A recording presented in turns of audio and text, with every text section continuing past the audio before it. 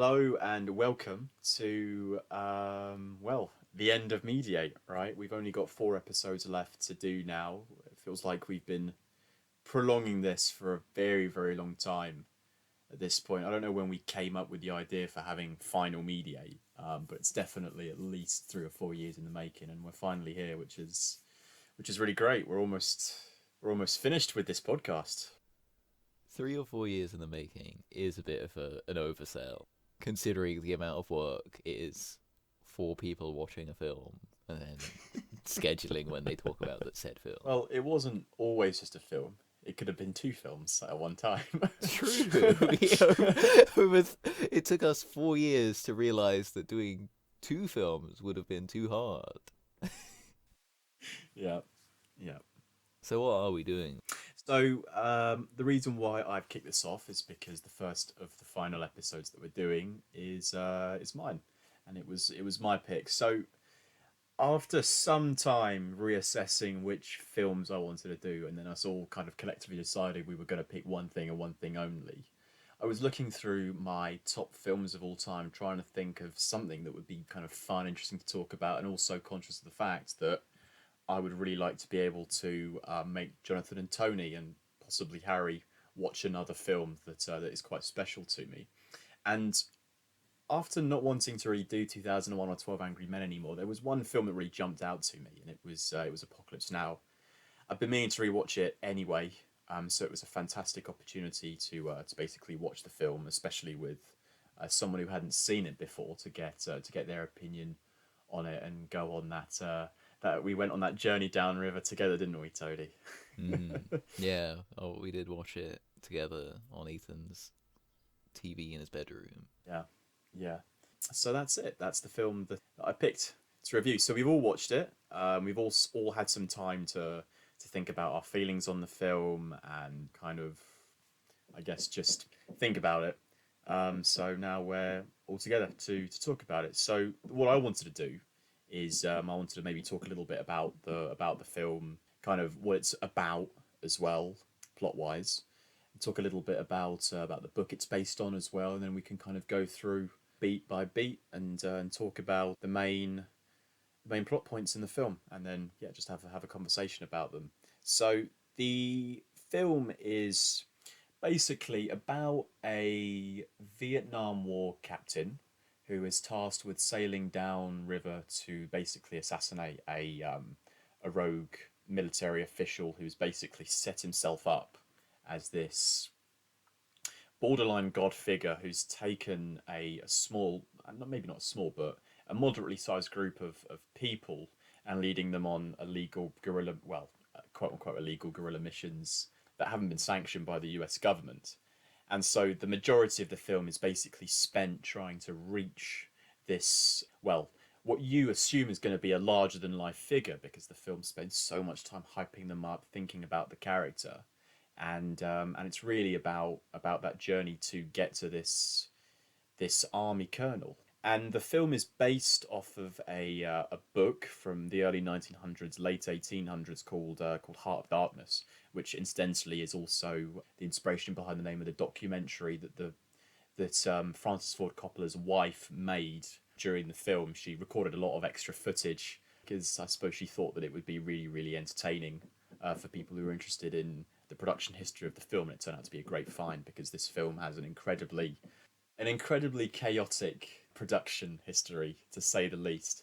And so Heart of Darkness is basically very, very similar premise, but instead of it being set during the Vietnam War as the backdrop, it's set in Africa during I guess a very colonial regime, and it's about this person who's going to meet essentially another figure who is renowned in the area, also called Kurtz, but rather than being an army general, he's an ivory trader, if I remember correctly, and that was the basis behind the film. And I think it's a very interesting adaptation to take what's quite an old-fashioned story in a lot of ways and try to modernize it with something that at the time would have been a very, very recent period of US history that would have had a lot of controversy. I mean, the Vietnam War is just one of those areas, I think, of US history that you could probably write pages and pages and pages on as to the depth of everything that was going on from all sides. I mean, how things were in Vietnam as well as domestically in the US. And yeah, so that's what the film is based on. Now, the opening scene of the movie is absolutely fantastic. It's iconic, and it consists of an opening shot of a tree line somewhere in Vietnam that gets bombarded by napalm while the end by the Doors plays, and you get this really amazing insight into the state of mind of the character in the main character, the captain who has to go upriver, called Willard. What makes it brilliant is the fact that in the first 5 minutes of the film, you've understood, I think, quite a lot of this character, his mental state, the things that he's going through. He's basically in his hotel room, just waiting, waiting, and waiting for some reason to go back out into the jungle because, as he says in his narration, that's kind of where he wants to be. There's an obsession there, an addiction to warfare almost, and you just see this montage with a very appropriate piece of music playing over it, just kind of encapsulates that. He'll kind of be startled every now and then, so you'll see there's obviously some paranoia in there, as almost as if he's not completely safe. And there's also another part of the scene where he's standing in front of a mirror, kind of looking at himself and just what is going on in his head at that point. Well, we kind of know if you've watched Hearts of Darkness, the documentary. It's very interesting to watch that scene and have Francis Ford Coppola on the sideline, kind of trying to narrate exactly what he's saying, and he can of course do that because there's no sound coming from the scene. It's all basically played to the tune of the end, and yeah, he's just there waiting out the days, and I think it's a really powerful way to start off the film. You've clearly got a very unstable character here, and I remember the first time I watched this film, I couldn't wait to see how things were properly gonna kick off. So what did you guys think of the opening scene of the introduction to Willard? What did you think of it? I think it's definitely interesting how it sets up this, like as you said, like almost addicted to warfare type character who is both like showing like trying to, like, he wants to go back into the war, so you expect him to be kind of like a hard military dude, a classic action hero. While at the same time, he is absolutely not portrayed as that. He is deranged and obviously unstable and unwell. And there's also the great, like, the way the narration, which continues throughout the film, is like it's like a retrospective type deal. So you get to see this sort of contrast between his future narration of how he's like, oh, I wanted to go to war, but actually I was an idiot. I didn't know what I was talking about, which is kind of neat. That definitely does a good job of setting the anticipation for, like, oh my god, this man is willing to punch a mirror for no reason and cut his own hand, but apparently the war is even worse than that. So that'll be cool. So yeah, it's a good job setting up. Yeah, yeah. I think that is it does do a good job of setting him up. But this character, I guess less of a feeling of addicted to warfare and more just broken by it to the point that he can't fit in anywhere else. That's more the vibe I sort of get because you feel like he doesn't even.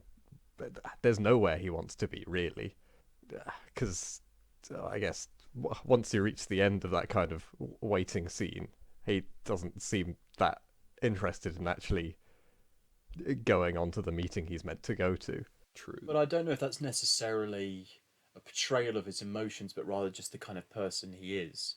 There is something a bit stone faced and a bit emotionless about Willard, and he says it himself in his own narration that there's no place he'd rather be than back out into the jungle. I see what you're saying about him being broken and feeling like he can't really fit in anywhere else. But I would say that there's definitely a big part of him that misses it in a really tragic way. And obviously he's been through so many things. In a following scene you find out about well, I mean, not in too much depth obviously, but you hear he's been on some kind of need to know basis classified missions, doing stuff that will probably shake you to your very core, and it's clearly had an effect on him. I think the other thing that scene does that's really, really powerful is the way that it blends what's going on in his hotel room with outside, with what has been going on for him, because the montage really cleverly splices in shots of, you know, jungle on fire and all kind of things, and his head's in the frame as well. It's like what's going on screen is all taking place in his mind. He can't stop thinking about it. It's ever present. And there's also that brilliant shot of the fan that you keep seeing whirling and whirling and whirling, making the sound of effectively a helicopter blade. I think it just shows so well how blurred those lines are between what he's basically been through that he can't escape, and what is essentially just basically him in a hotel room, not really doing anything, just kind of waiting and biding his time for something to happen. I think it's fantastic how the montage at the start of the film ties into the montage at the end as well. It's obviously the same song that plays in both, and in those kind of that blend of images of the tree line kind of being napalm striked, the helicopter blades into the fan, you also have the statue, which is the final shot of the film. You kind of have, I think I'm right in saying you see him with his face painted, which you see again at the end, and how much those two tie into each other. When you were talking about who he is as a person, I think I'm a little bit more on the side of Johnny, that I think he's just an incredibly broken man with nothing to live for, really.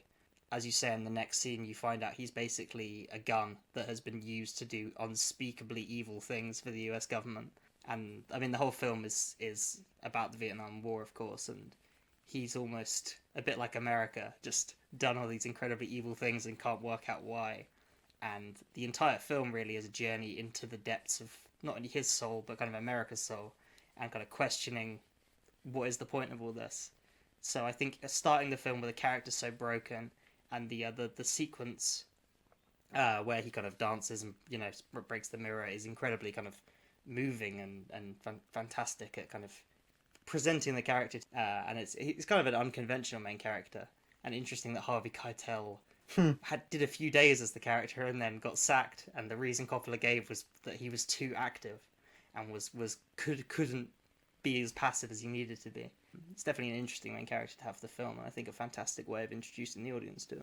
Yeah, a part of me, I think, would have always loved to have seen what Harvey Keitel could have done on those first few days, just to see some of the footage, to see what it was like, because I can't really imagine him in that role, and I think Martin Sheen is kind of perfect for it. I couldn't. It's one of those things where you've seen someone play the role, so you can't really imagine anybody else. But I feel right in saying I don't think anyone at that time probably could have played that character better, in the same way that I don't think anyone could have played Kurtz better than Marlon Brando. If he maybe had lost a little bit of weight, like the director had asked him, that might be a different. I mean, that's definitely probably a sign of the different culture of Hollywood, right? Because now it's much more about, like, they'll get anyone shredded for any film for no reason. I mean, they had Brando for 3 weeks, and he got $1 million a week plus $1 million, like, before he did anything. And he tried to take the $1 million he got before the 3 weeks and run away and not be in the film. And then came incredibly overweight, just wouldn't do some of the dialogue, would just wander into the jungle when they were trying to film with them. He's kind of the worst actor that you'd want to work on a film, in the sense that he listens to nothing and just He's does what he he's wants. the worst actor if you're double the budget, you're kind of going crazy, and then you decide to throw away the ending of the film and, like, figure it out in the 3 weeks you have this very volatile actor. Then he's probably the worst possible person you could have. Going back to what we were talking about a minute ago in the hotel room, something else in the documentary, a really great interview that I quite like, where Sheen was asking Coppola, "Oh, I don't know very much about this guy. I mean, what is he like? I mean, how should I play him?"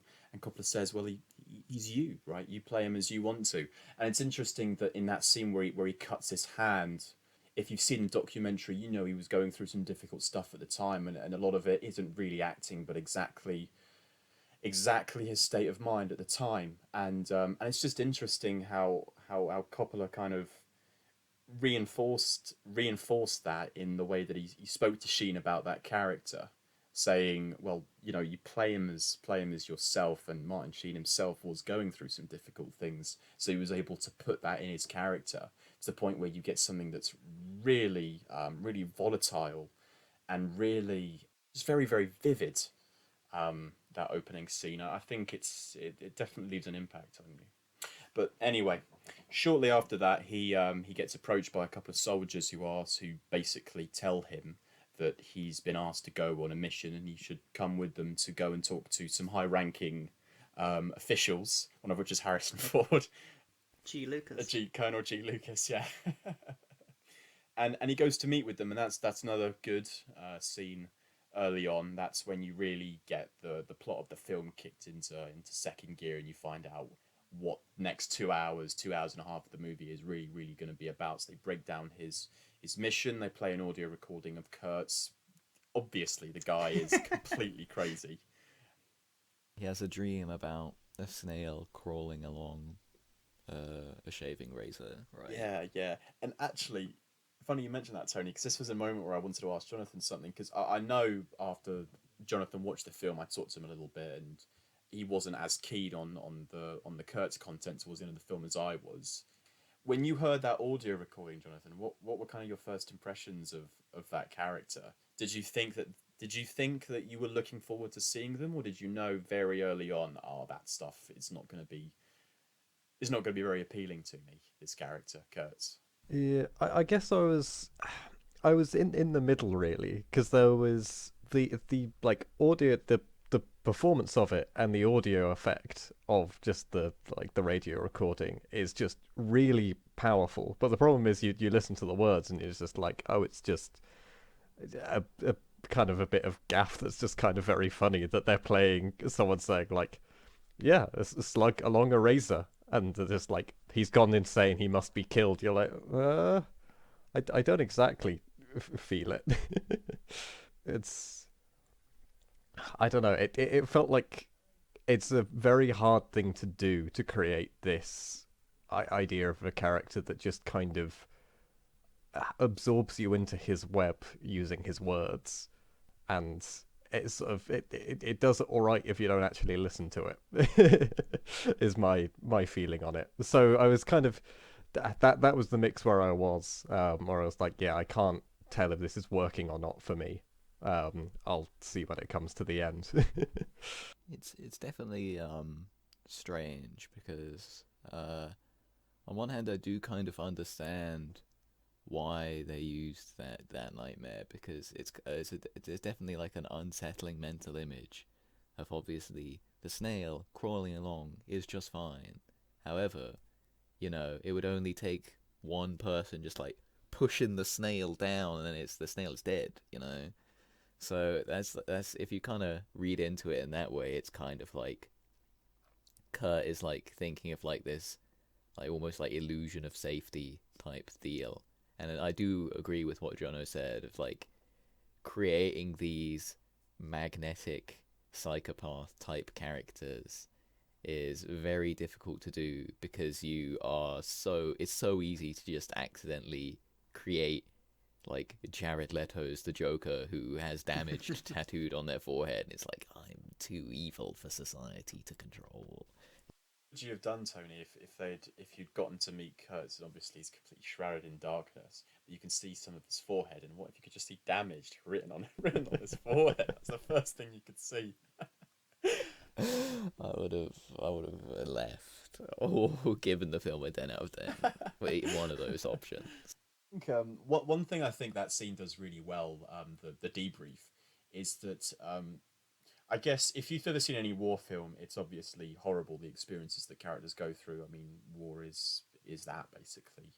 But whenever you see the characters who are giving the orders, they're always in places of basically relative safety, like a lot of relative safety, Yeah. compared to the people who are actually out on the front line. So Sheen, I think, gets a taste of that when they offer him dinner and he sits down, and there's just this incredible, what looks like a buffet in front Pork of him. chops. Yeah, And the shrimp. yeah, and it's that kind of scares me a little bit, and it's always something that I think about when I watch that scene, just how these characters have, the ones where they're obviously, I guess, the people that probably get the recognition if things go well, but they don't really have to put their lives on the line. They're in the safety of of their cabin, eating shrimp, eating the chops, and it's yeah. That definitely is one of the things the film. I don't know if it necessarily criticizes it.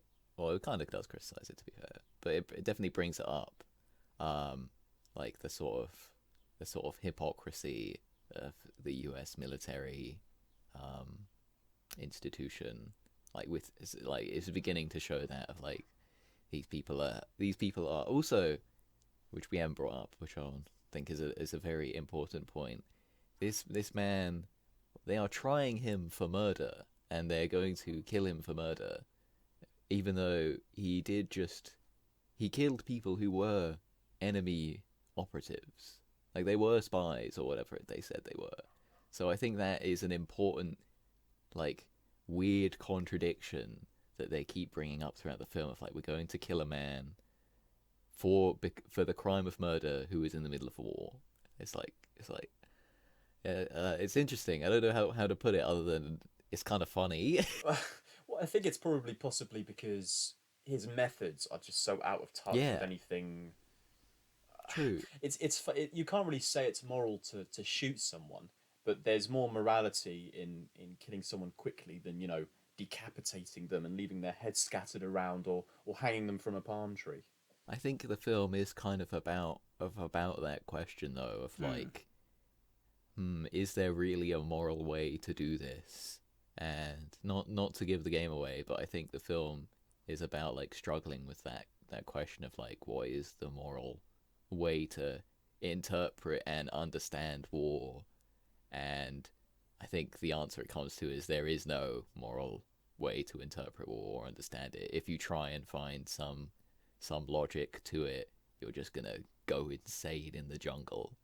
Yeah, because I mean, I think if going off of what you just said, Tony, if there's any, and I'll talk a bit more about this later, is if there's anything that I think summarizes that quite well in the film for me, it's the poor characters who have to go along Willard's journey with him, even though they don't know why they're doing it. They've just been ordered to do it, and some of them, well, actually, pretty much all of them but one, lose their lives for something that they didn't even know why they were doing it. It's almost like that's the point of the Vietnam War. Yeah. It's like parallel there. Yeah, the scene's great. It's got that guy from Godfather 2, what's he called? J.D. Spradlin. There's a whistly southern voice. I like him. It's got a great construction that you've got like Harrison Ford as like a pencil pushing, slightly awkward, bumbling guy. J.D. Spradlin, who's trying to be polite, but he is essentially asking the main character to go and commit a war crime, to kill another war criminal in one of the least morally justified conflicts in human history. And then you've just got some weird-looking guy who just sits there and then says one line, which is what every film needs. It just need to throw in a few weird-looking people. They're always fun. Yeah, but that line that he delivers gives me chills every time I see it. He's just this kind of ogle-eyed looking character that sort of sits there. Not much. I think they mention that he's a CIA operative or something like that, and then they tell him he needs to terminate Kurtz's command, and then this one character speaks up and he says, with extreme prejudice, and it sends a shock down my spine every time I hear that line. It really does. Yeah, they kind of lay out the whole film in the scene though. You know, they talk about how this man, you know, he's quite obviously gone insane, and that's why you need to kill him. And they almost wait for Willard to kind of confirm that and just check, you know, he's on the right wavelength. That, oh yeah, of course he's got to go. And then through his narration, you realize like what he's thinking, what the audience is thinking is like, is Kurtz as bad as like all of the other characters I'm meeting? You know, is he as much of a criminal, or his methods as unsound as the kind of strategy employed throughout the war? And I love just the kind of glimpse you get into what he's done before and how America operates with this kind of feigned civility, talking about like the darkness at the heart of man. You know, sometimes, you know, we've got the battle versus good and evil, whilst in this like shady room, kind of completely detached from the surroundings. I think it's fantastic. We're definitely the good guys, but also you can never speak of what we're doing right now. Yeah. Like, it stays between us. I hate to jump ahead, but absolutely love the revelation that this is the second time they've done this, and the first time the guy just joined Kurtz. Mhm. There's got to be somewhere in the back of their head that maybe things might go down the same way again. There's no promise that Sheen will actually go through. It is quite a bad plan, isn't it? Like, Has just that ever stopped the American military doing anything? The idea that it's a horrible idea. it's basically an MK Ultra thing where they're like, if we send him upriver to kill Kurtz and he fails, we can just say he went crazy. Um, basically they're doing a Lee Harvey Oswald to Willard. I think it's funny thinking about that thing that Brando says behind the scenes where he's like, why do they take a boat? It kind of reminds me of why do they walk in Church Road? It's like the plan itself has so many flaws going into it. If you want to get this person to this place as quickly as possible, why do you give them a boat? Why not a helicopter or some mode of I guess aerial transport? It's just got so many holes. Should have taken the Eagles. Yeah, I guess the idea I the thought with that is, since it's having to go into Cambodia, which is theoretically not a enemy country. Yeah. I think that's the idea, or at least that was the idea in my head. To Although be as discreet as possible. Yeah. He says at one point, like, oh, but the US aren't in Cambodia, when they're going into Cambodia.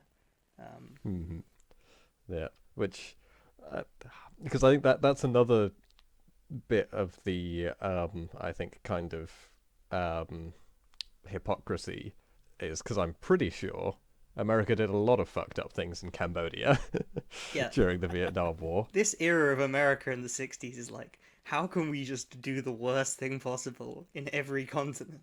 Let's just, like, install dictators and give weapons to, like, a bunch of different groups. And then, like, 30 years later, it's like America's fighting off these, like, insurgent groups they created in the 60s. And also, the French plantation scene that was cut, there's like a line about this where the French guy's talking about, like, you guys created the Viet Cong and now you're fighting them. This is the biggest nothing of all time. And just how that scene that was rightfully cut, because it's not very good, actually ties back to this scene, I think is kind of cool. So after this scene, Martin Sheen Willard very quickly meets his crew, the people who are going to be basically sailing down the river with him, which consists of 4 characters. So you've got the guy who runs the ship. He's basically the one in command under Willard, and he's called Chief. And then you've got Clean, who's played by a very, very young Lawrence Fishburne at the time, who is basically just a kid caught up in this war. Larry. Yeah, very out of his place. And then there's also Chef. Well, Chef's a fun character. And you got Lance, who's the surfer, which actually becomes very important very soon, because the first stop on their journey is meeting. I guess if you explain someone the plot of this film and you explain to them that they're basically going to find a character and the whole film is building up to that, and they go, oh, so this character he's going to have an insane personality, he's going to be a monumental character, and he's actually not really that. But if there is a character like that in the film, it's probably Bill Kilgore, who's played by Robert Duvall.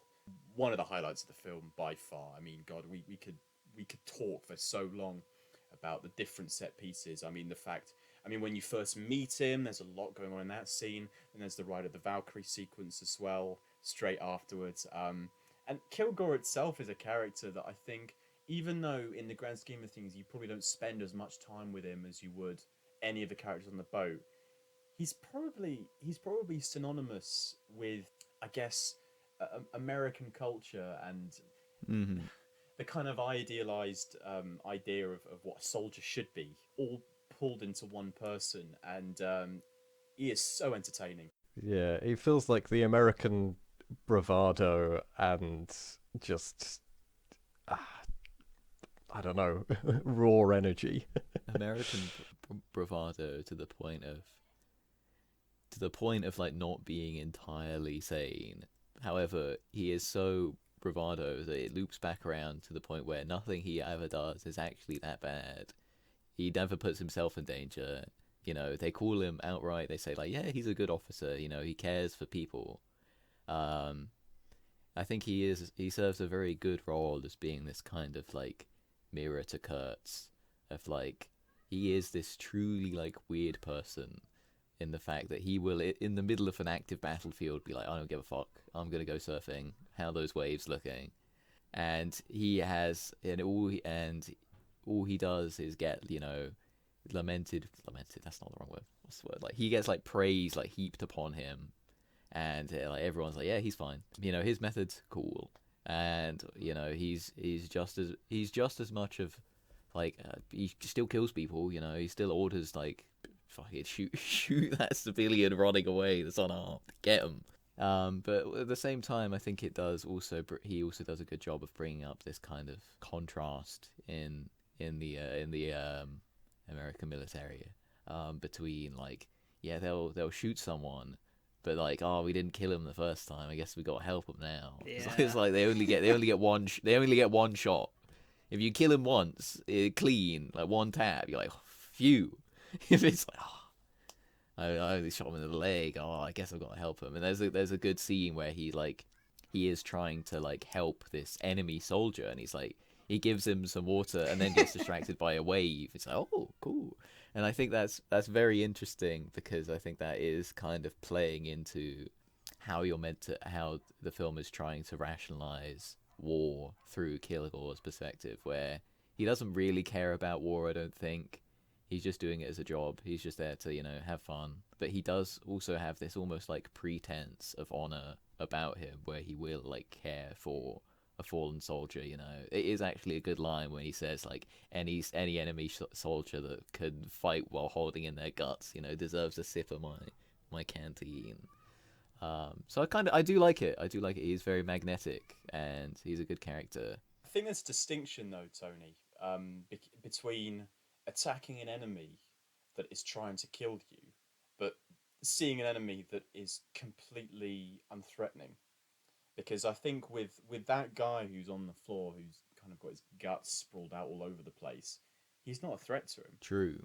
So I think there's an element of him that can kind of reach out in some way and maybe justify it to himself as doing an honourable thing, but then that doesn't, because the slightest distraction from somewhere else kind of pulls him away. But I think he's such a brilliantly dense character, and everything around the set pieces as well, I think helps that, because there's so much there that shows just how obscene his kind of, the way he glorifies what he does, and then to see those effects rub off on his men as well is scary, because he's obviously very influential. He obviously inspires people in some very twisted way, and it's something that's actually quite horrifying. So I mean, when you first arrive, before you've even met the person, the first thing that you see in this village that's kind of being evacuated is you see this tank kind of roll onto the beach, and it's got what looks like shark teeth, right? It's not an average tank. And then when you meet Bill Kilgore, he's walking around handing out like tarot cards to different dead soldiers, and then obviously you got the Ride of the Valkyrie sequence afterwards. And I think, just going back to the idea of a tank that rolls up with shark teeth, there's something really predatory about that character. I think it's the way that when they attack that village, if you forget the guy who says, oh, it was really hairy, that's where McDonald got attacked, or whatever, it seems like a village that is completely hopeless compared to a bunch of helicopters that come sweeping in and just wipe the whole place out. It's not even a fair fight. Yeah. They just absolutely steamroll this village. Yeah. And there's a really, really great shot where as they're pulling up onto the beach, you see the town, and it's completely calm and quiet and peaceful, and it doesn't look like there's even really a shade of war in there. It's because Kilgore found out that the waves around there are high enough that he can surf. So it's an excuse to go and attack a certain area that basically is it's an area that can't really fight back. You blow it off, and then you give yourself a medal for saying, "Yeah, we just destroyed the Viet Cong in this area." And then riding into it with Ride of the Valkyries playing these kind of I think even on the helicopters it says "Hell from Above" on it, and Valkyries in Norse mythology I think are the people who decide whether you live or you die, and it's just everything is just so appropriately well thought out to bring this character to life. And another thing I really want to quickly mention, I realize I'm hogging the space of the podcast a little bit now, is I love the way that he reacts to basically the violence and chaos happening around him. Because he's unflinching, right? I mean, Yeah. a shell could go off right next to him, and it does not faze the man for a second. I've spoken to some people about that in the past, and they think, oh, I mean, it's because he thinks that he's untouchable, he's invincible. And I think there's a part of that ego that does come through. Yeah, he probably does think that he's unkillable. But I also think that it's because all of the stuff that happens around him, it's background noise to him, right? It doesn't, it's not really something that impacts him. And I think what that goes to show is the fact that I don't think he really knows what actual war feels like, because all he does is he just goes from town to town and blows them to bits without any kind of Yeah. really level of conflict from the opposition. And I think every time a shell goes over him, or the fact that he can just surf in the middle of the war zone, it's the fact I don't think he's really faced real war in the same way that you could say Martin Sheen has, his character, or Kurtz's character. So yeah, he's a fantastic character, and a real highlight of this film. I think one of the things that just strikes me about the whole kind of sequence really is how everything just kind of seems to be on a whim. Like, yeah, this guy comes and says, "Hey, I've got orders from above. You need to get me over this place." But it feels like they kind of do a almost immediate 180 from, "Oh no, we're not going to attack that place," to, "Oh yeah, no, we're going to attack that place. It's got nice waves." And then there's no planning on what they're going to do. There's just, yeah, okay, that's what we're doing tomorrow, lads. Just with just, I don't know, such, yeah, on a whim, with such ease, without without having to think about it, without having to plan, without having to actually identify what's going on there. There is just this almost what's the word I'm looking for? But just feeling of ownership almost already. That, yeah, no, we have that land. I guess it's an interesting thing where I think there's some of it where you pick up that they do have that kind of liberator mindset of, we're freeing this place, but it's just so obvious that they're the villains. Like, leaving the cards on the bodies, and just yeah, everything about it is like, yeah, no, this is yeah, these are the bad guys, so obviously. I think one of the best shots that summarizes what you've just said, Jonathan, is in the initial area when you meet Kilgore. There's this fantastic shot of a guy in like on a megaphone saying, "Oh, we're the American military. We're here to save you. We're here to give you a welcoming hand." But the whole village around the shot is just completely on fire.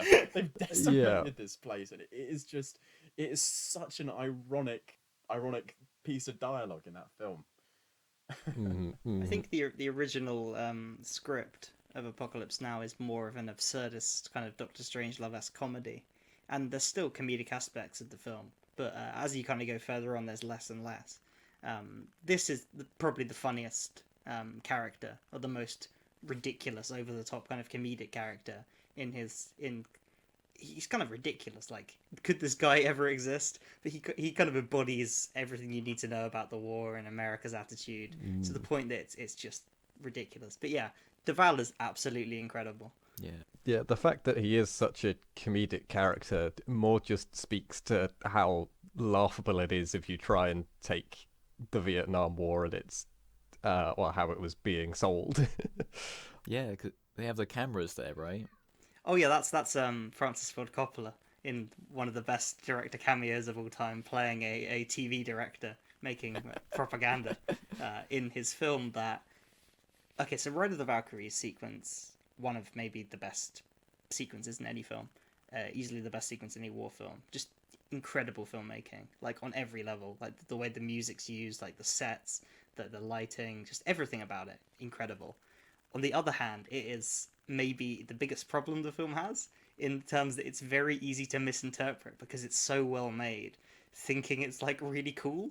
And the fact that they used to like show it to soldiers to like hype them up, it kind of turns what, in my opinion, is a great anti-war film into like accidentally kind of pro-war.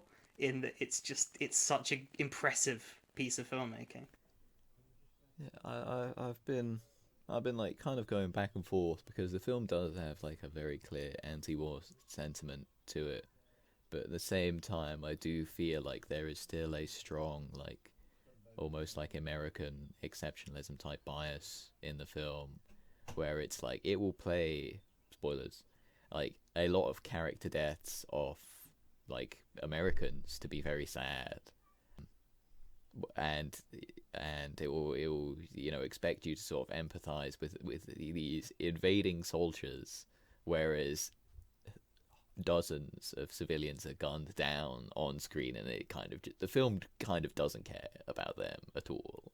So it's a bit yeah. I definitely am like I could take it either way. On like it's definitely an anti-war film in some ways, but I think it does have a few issues in others.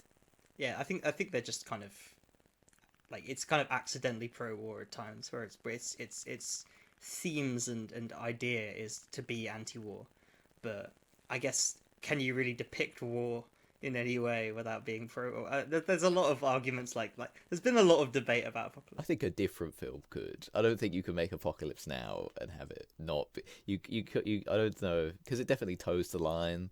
So I don't know if you could have made Apocalypse Now in a different way. But there probably are there are definitely war films that are in no way or shape or form pro-war.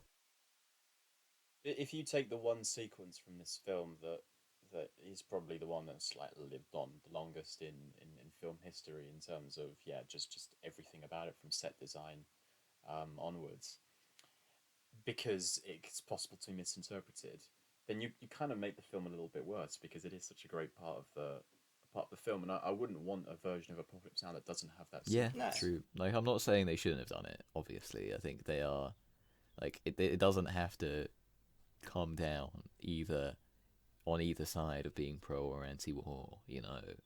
It is like a very complicated question that the film is trying to wrangle with of what is that war, what is it good for? Absolutely nothing. Say it again. And that's the question that doesn't really have like a clear cut answer. So it's not like I expect the film to to solve war. Well, the film doesn't have a clear-cut answer because Kilgore's final line in the theatrical version cut of the film is "Someday this war's going to end," and then he just smiles and walks away, and then we just don't see him again. A little thing I want to point out before we start moving on is with the Ride of the Valkyrie stuff. I hadn't realized until watching this film that it was being played diegetically. Yeah. Like they're actually playing it in the helicopters, which completely like flipped it for me, because initially I was like, because Ride of the Valkyries playing as you have a war moment is like that is glorifying war in like pretty much every other thing that has happened since. But just the little detail of them playing it themselves whilst you have, I think as well, what really helps is that person talking on the speaker. Just to me, it was like, oh yeah, no, there is no way you can interpret it, or like I felt that it was quite hard to interpret that moment as being glorifying. Unless you're that one guy in the cinema just laughing his head Oh off. my god. He wasn't laughing at that moment though. He was laughing at it's the part where I remember this so clearly because I was just thinking I don't want to be on the same row as these guys. Because it's the part where there's this girl who manages to kind of escape and put a grenade in the helicopter and it blows up. And then a different helicopter, maybe the one Kilgore's in, I can't remember, kind of goes out of their way to just gun her down. And there's just these two guys in the same row as me and Harry just laughing their asses off when that happened. Yeah, so I do agree with what Jono said. Like the film is kind of doing its best in some cases to show it as like an anti-war element, but it'll always be the case of there will be bigger idiots that you can plan for always. Yeah. But it is cool as well. Like, you can't say it's not. Yeah, a I was gonna cool say like this sequence. film has inspired so many Call of Duty levels. Oh, you This know this is it. this is like the blueprint for like the video game action campaign. Only was waiting for the moment that Fortunate Son was going to start playing, and it never came. Kurt, I think it's pretty responsible for like half of the when you die in COD 4 and then you get quotes about war as well. He's got pretty much all of those in it too. Yeah. Before we move on to the next section, I just wanted to go back to a quote that Harry talked about, which is "Someday this war's going to end," and I think I love that as a final line, just because there's something in the delivery of his line that's almost half-assed. Like Yeah, he's it's kind of sad about yeah, it. he is. That's the impression that I get. There's a lack of conviction in those words that makes me go, he's actually sad. If he had his way, they would be fighting in Vietnam for decades just so we'd have an excuse to carry on going from village to village, just massacring everybody. And it's good line delivery. Also using napalm, which is like I think we can look back now and say like the use of napalm was highly illegal. Like just this idea of like a plastic flammable explosive that sticks to skin and kind of you can almost like never really grow anything back where it was used. Not only that, but Agent Orange and all the things that the US used, and it's basically used to bomb a tree line for almost no reason. The whole kind of everything about the sequence is just yeah. There's a reason they have Willard kind of get told, okay, you've got to kill this guy Kurtz, you know, he's gone insane, his methods are unsound, and then the first character you meet on his journey Yeah. is just Yeah, Kilgore. there's definitely you're definitely like highlighting that contradiction in your brain at that point in the film where you're like, okay, this fine, assassinating two people, not okay, not allowed. And if you were struggling to piece it together, the first line of the narration just explains it to you as well, Yeah, which is good. it's a great feature of the film. The narration will just tell you what to think. Yeah, what a performance as well. I think Harry said that. Yeah, but amazing. I mean, to go, I think Tony said the same thing when we were watching the film. I mean, the range to basically go from Tom Hazen, which is the voice of reason, to basically the complete opposite, the most unreasonable guy in a film, and to just portray them in such different ways as well, with such different levels of I guess, of kind of volume and power and I guess dramaticism is really really impressive. So that's the first stop. Eventually, they do manage to actually get on their way and go down river, because the whole point was Kilgore was supposed to be their escort to the mouth of a river they were going to go traveling down, and they just start on their journey.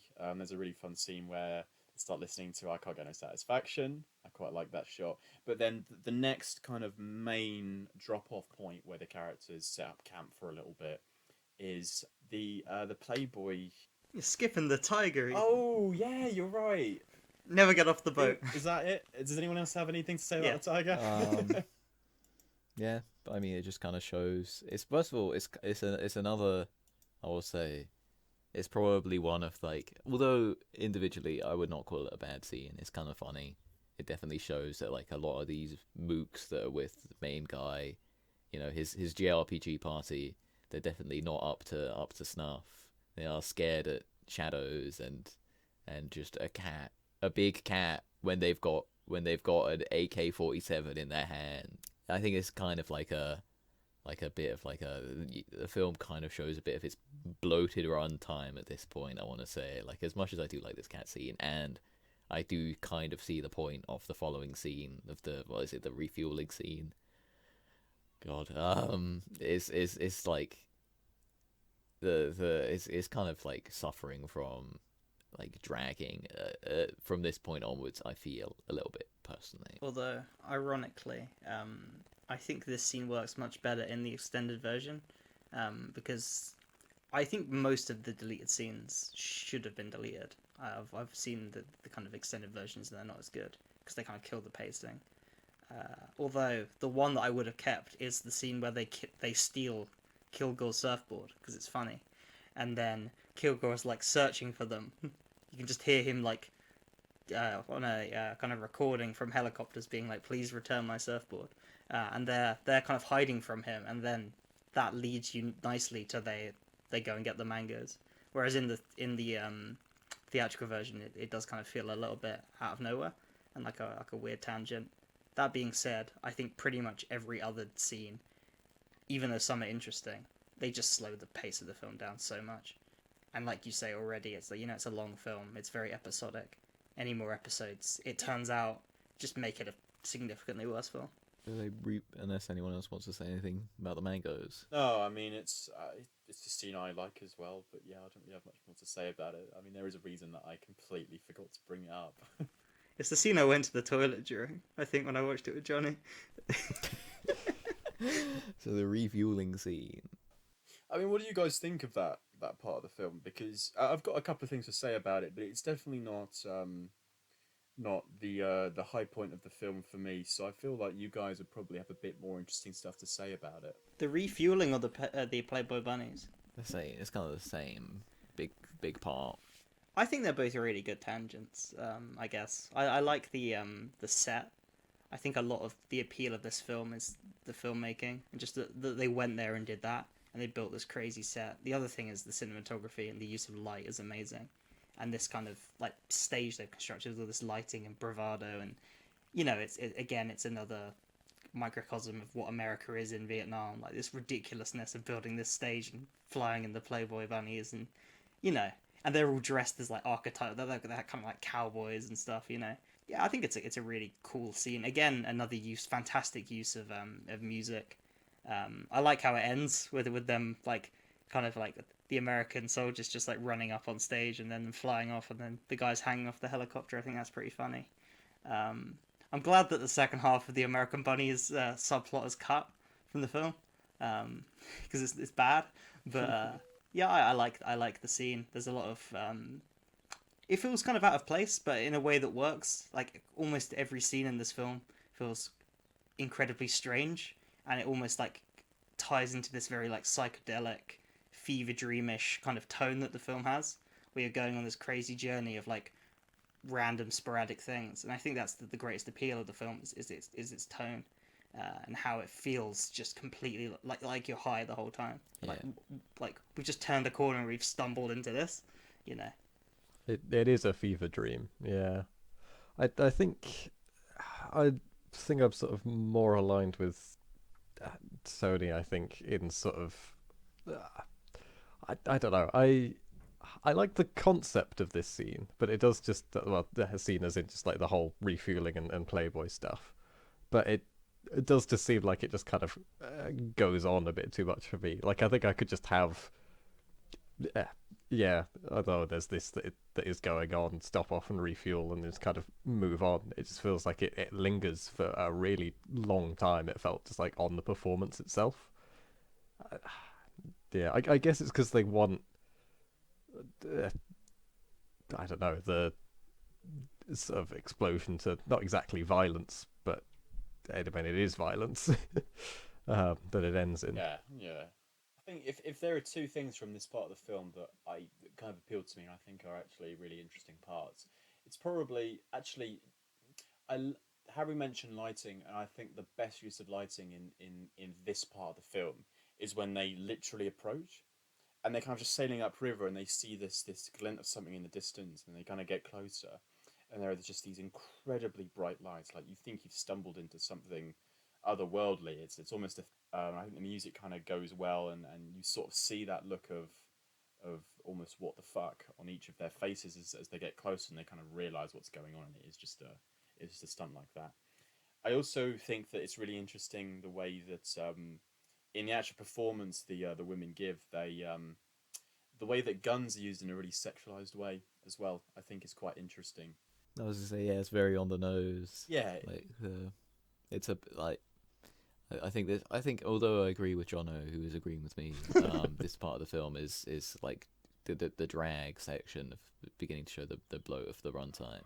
I do like that it's kind of setting up, like showing you more of the side to the American military, that both Kurtz and I think main guy of film are beginning to understand, like, hang on, this isn't actually all that good, where it's like, I guess like kind of like just the unprofessionalism of it, which they don't like. They're like, oh, they kind of don't have resolve, which is kind of brought up later on, which we'll get to. But yeah, they're just kind of, they're treating it like a spring break holiday, you know. And the main guy of film is like, you see him off to the side, and he's like, oh, I'm not agreeing with this, which is setting up like a good confrontation with Kurtz, of him to look back at this like image of the American militarium that's been built up and be like, that's what you're fighting for. Cool. So yeah, but and also I really like that as they go upriver, you know, it's this long journey. Although it is long, you do get this great sense of like descent, you know, of like things slowly Yeah. get more and more otherworldly and strange. It's exactly why the plantation sequence is so out of place. Because I watched it when I saw the final cut with Harry. I watched it when I watched the Redux version, also with Harry. And actually, we Yeah, might we stick did. to We didn't watch it a Redux second time. version, but yeah. Anyway, the idea behind that I actually quite like, because there is something cool about sitting down with people who are kind of involved in Vietnam in a really vital way to them, but maybe not as important to the war itself. But they still have something to say about it. They still have a voice and opinion. It still is basically what's what I'm looking for. It's a way for Coppola to express other sentiments that he feels about the war. But what kind of stops it from fitting into the film so neatly, like others do, is as you carry on getting towards Kurtz, the world starts to almost distort itself and becomes plunged more and more into chaos. Things start to make less and less sense. You start to see what feels like an increase in the level of just absolute anarchy, and to basically go from, I think, the Dulong Bridge River sequence, which we'll get to then a plantation scene, which is so kind of normal and there's nothing crazy really going on. It's just a very, very civilized part of the film. It doesn't fit at all. It just completely. It is the worst bit of pacing for the film. But maybe earlier in the movie, if you rework it a little bit, it could have worked a bit better to its advantage. But yeah, going back to what Tony said, definitely, it's kind of the start of things really, really going sort of haywire. And I think what starts that fantastically is the next scene in the film, which isn't really a main plot beat in the sense that they're kind of docking their boat and stepping off for a bit to sort of see what the surroundings are like. This kind of happens on river, but I still think it's a great scene in the film. Um, I think other people in this podcast maybe disagree a little bit with that, but I think it's one of the most powerful scenes in the whole film, which is basically they're sailing and there's a local, what looks like a fishing boat or something like that that is sailing along, and Chief, the commander of the boat, decides to stop and say, we want to search this boat. And then they go and search the boat, but clearly people are a bit unhinged, they're a bit stressed out, very, very anxious, and one thing leads to another, and then all of a sudden basically everyone's dead on that boat due to a couple of short fuses and gunfire. And then you basically find out that what caused this is essentially one character running to protect a basket that could have had something dangerous in it, and Lawrence Fishburne unloads on the whole boat, and you find out what she was trying to protect was just a cute little puppy. And I think maybe the most brutal moment of the entire scene really is actually the moment right at the end where one of the characters on the boat is still alive, still breathing, and they're all talking about bringing her to a local hospital or something to make sure that she gets out okay and she lives. And Willard just kind of walks up to her and just shoots her in the head, no hesitation, kills her, and says, "I told you not to stop. Now let's go." And I think what makes that part so great for me is the fact that Willard and Chief have a kind of an argument about this at the start of the scene. And every time I watch the movie, every time I know that that moment is coming where you just see the how easy it is for Willard to just take a life like that, because of the things that he's been through and what's impacted him over his time in the war. Knowing that there's an argument that kind of starts that, where Chief says, "We're going to search that," and Willard says, "No, this is my mission. We carry on going forward." And Chief says, "No, this is my boat. As far as we're on it, I give the orders." And they eventually stop. And then what it basically ties back to is that frustration that Willard had about stopping in the first place, and he kind of takes matters into his own hand. it's a very sad scene, and I think it's a really really important part of this film.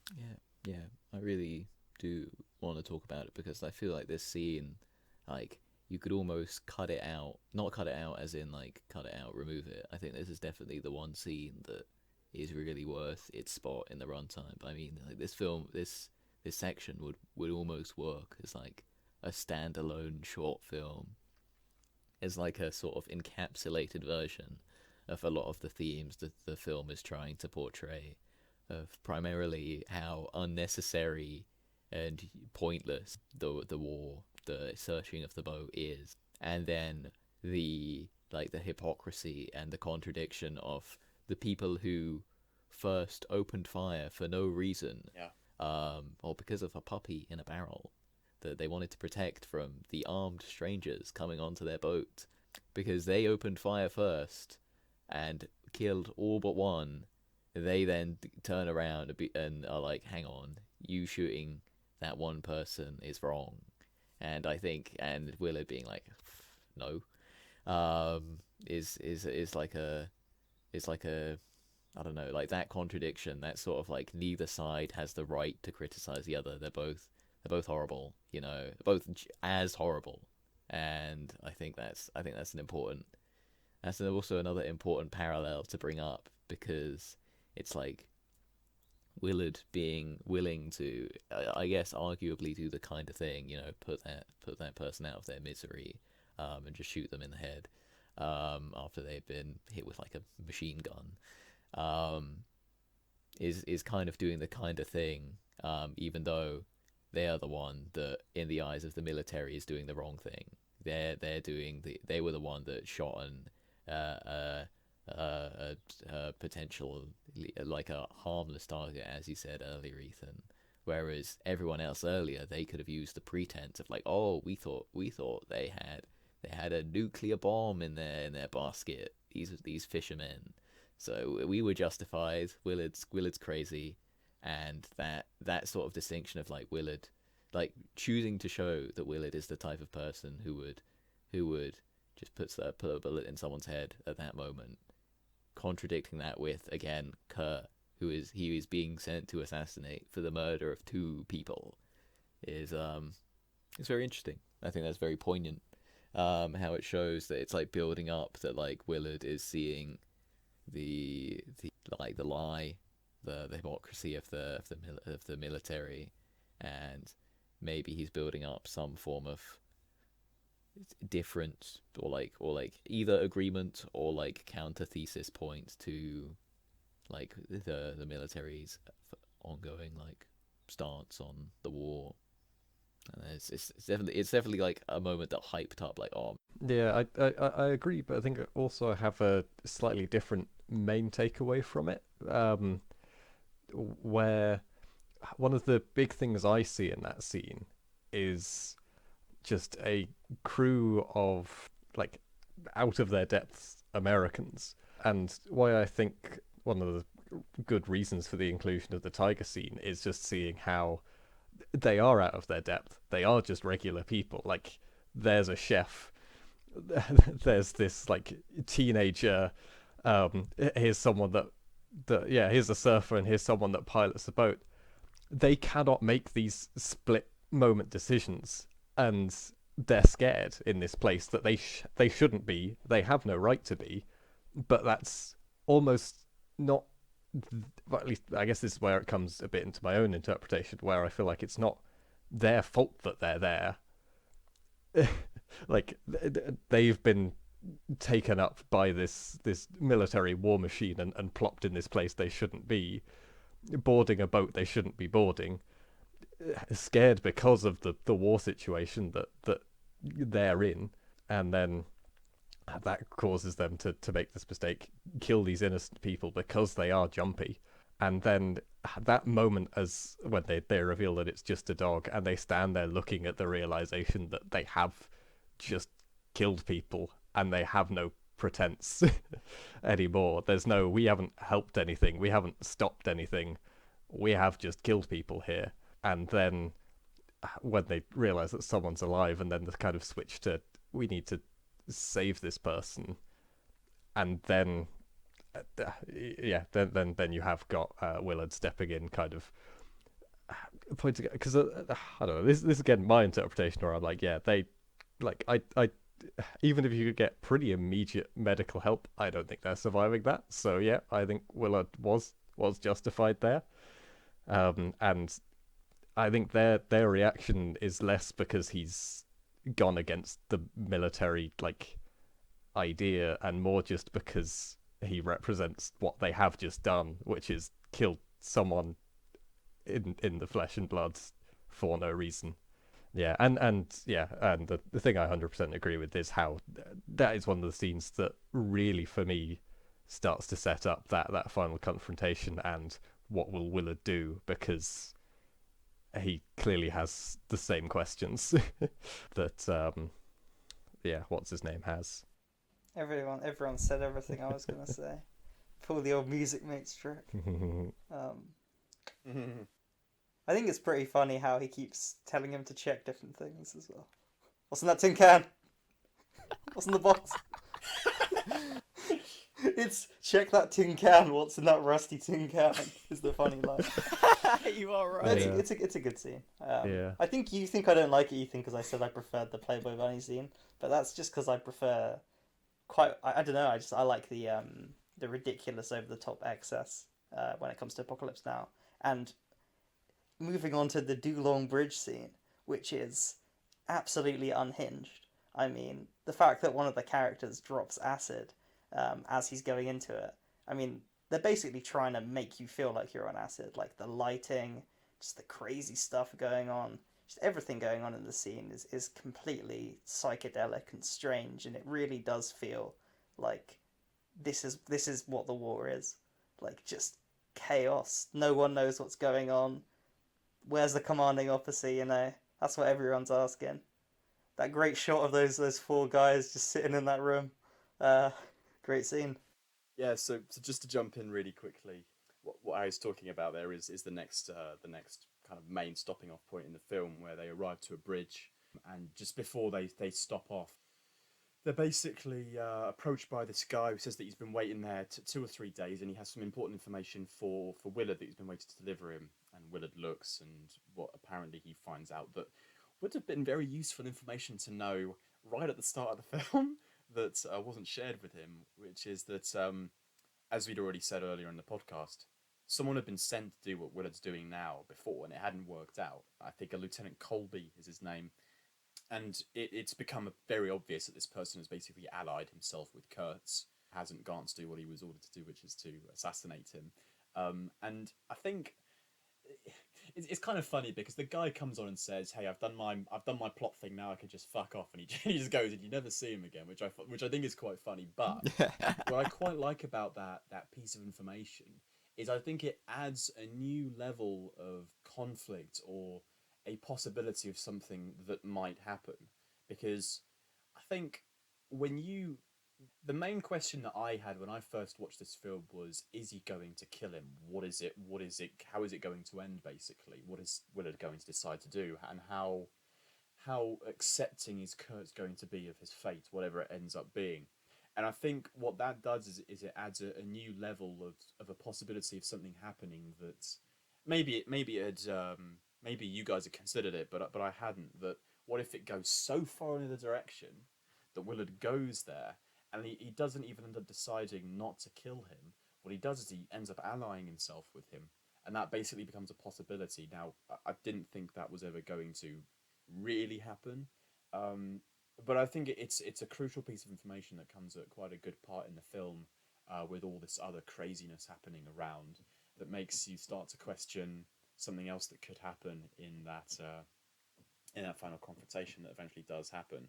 But Harry's absolutely right. I mean, the fact that one of the characters that steps off the bridge to investigate and have a look at basically what the hell's going on here is completely just conked out on drugs is really, really highlights just how freakish everything is. I think, I don't know if this is in the documentary or if it's something in a video that I watched, but someone compares the atmosphere to almost like a circus carnival. I think that's absolutely right. That's absolutely right.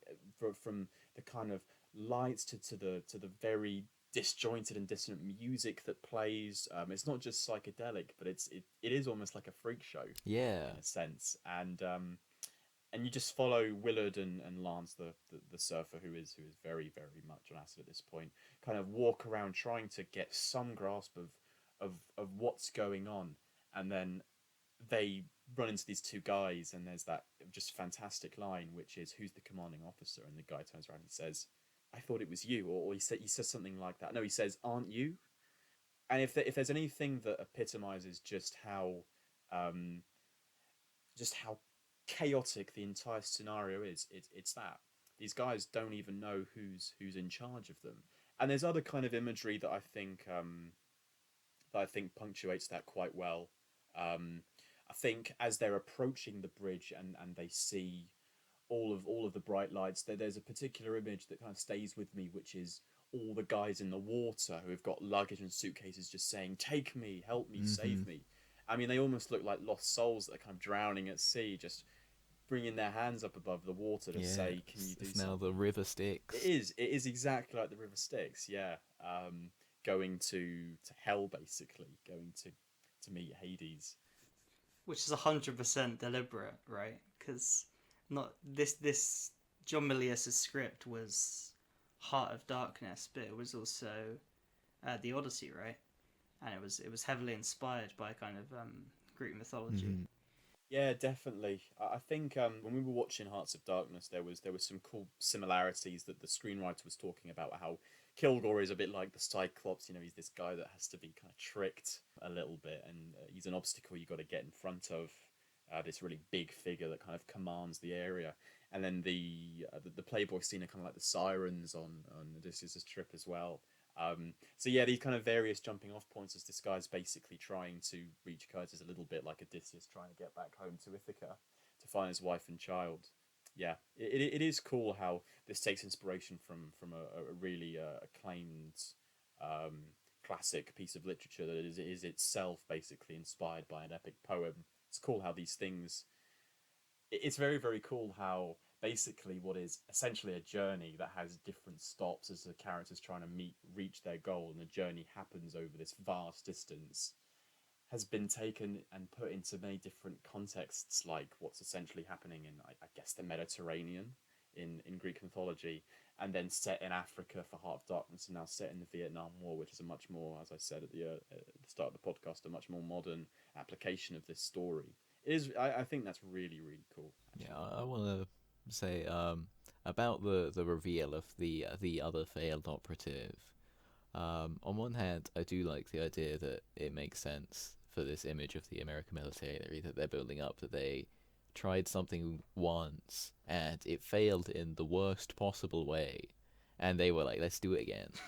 But on the other hand, I don't know, I feel like the addition of it kind of constrains the possibilities of what you think Willard is going to do, because he's like, oh, they can't both join, cause that'd just be lame.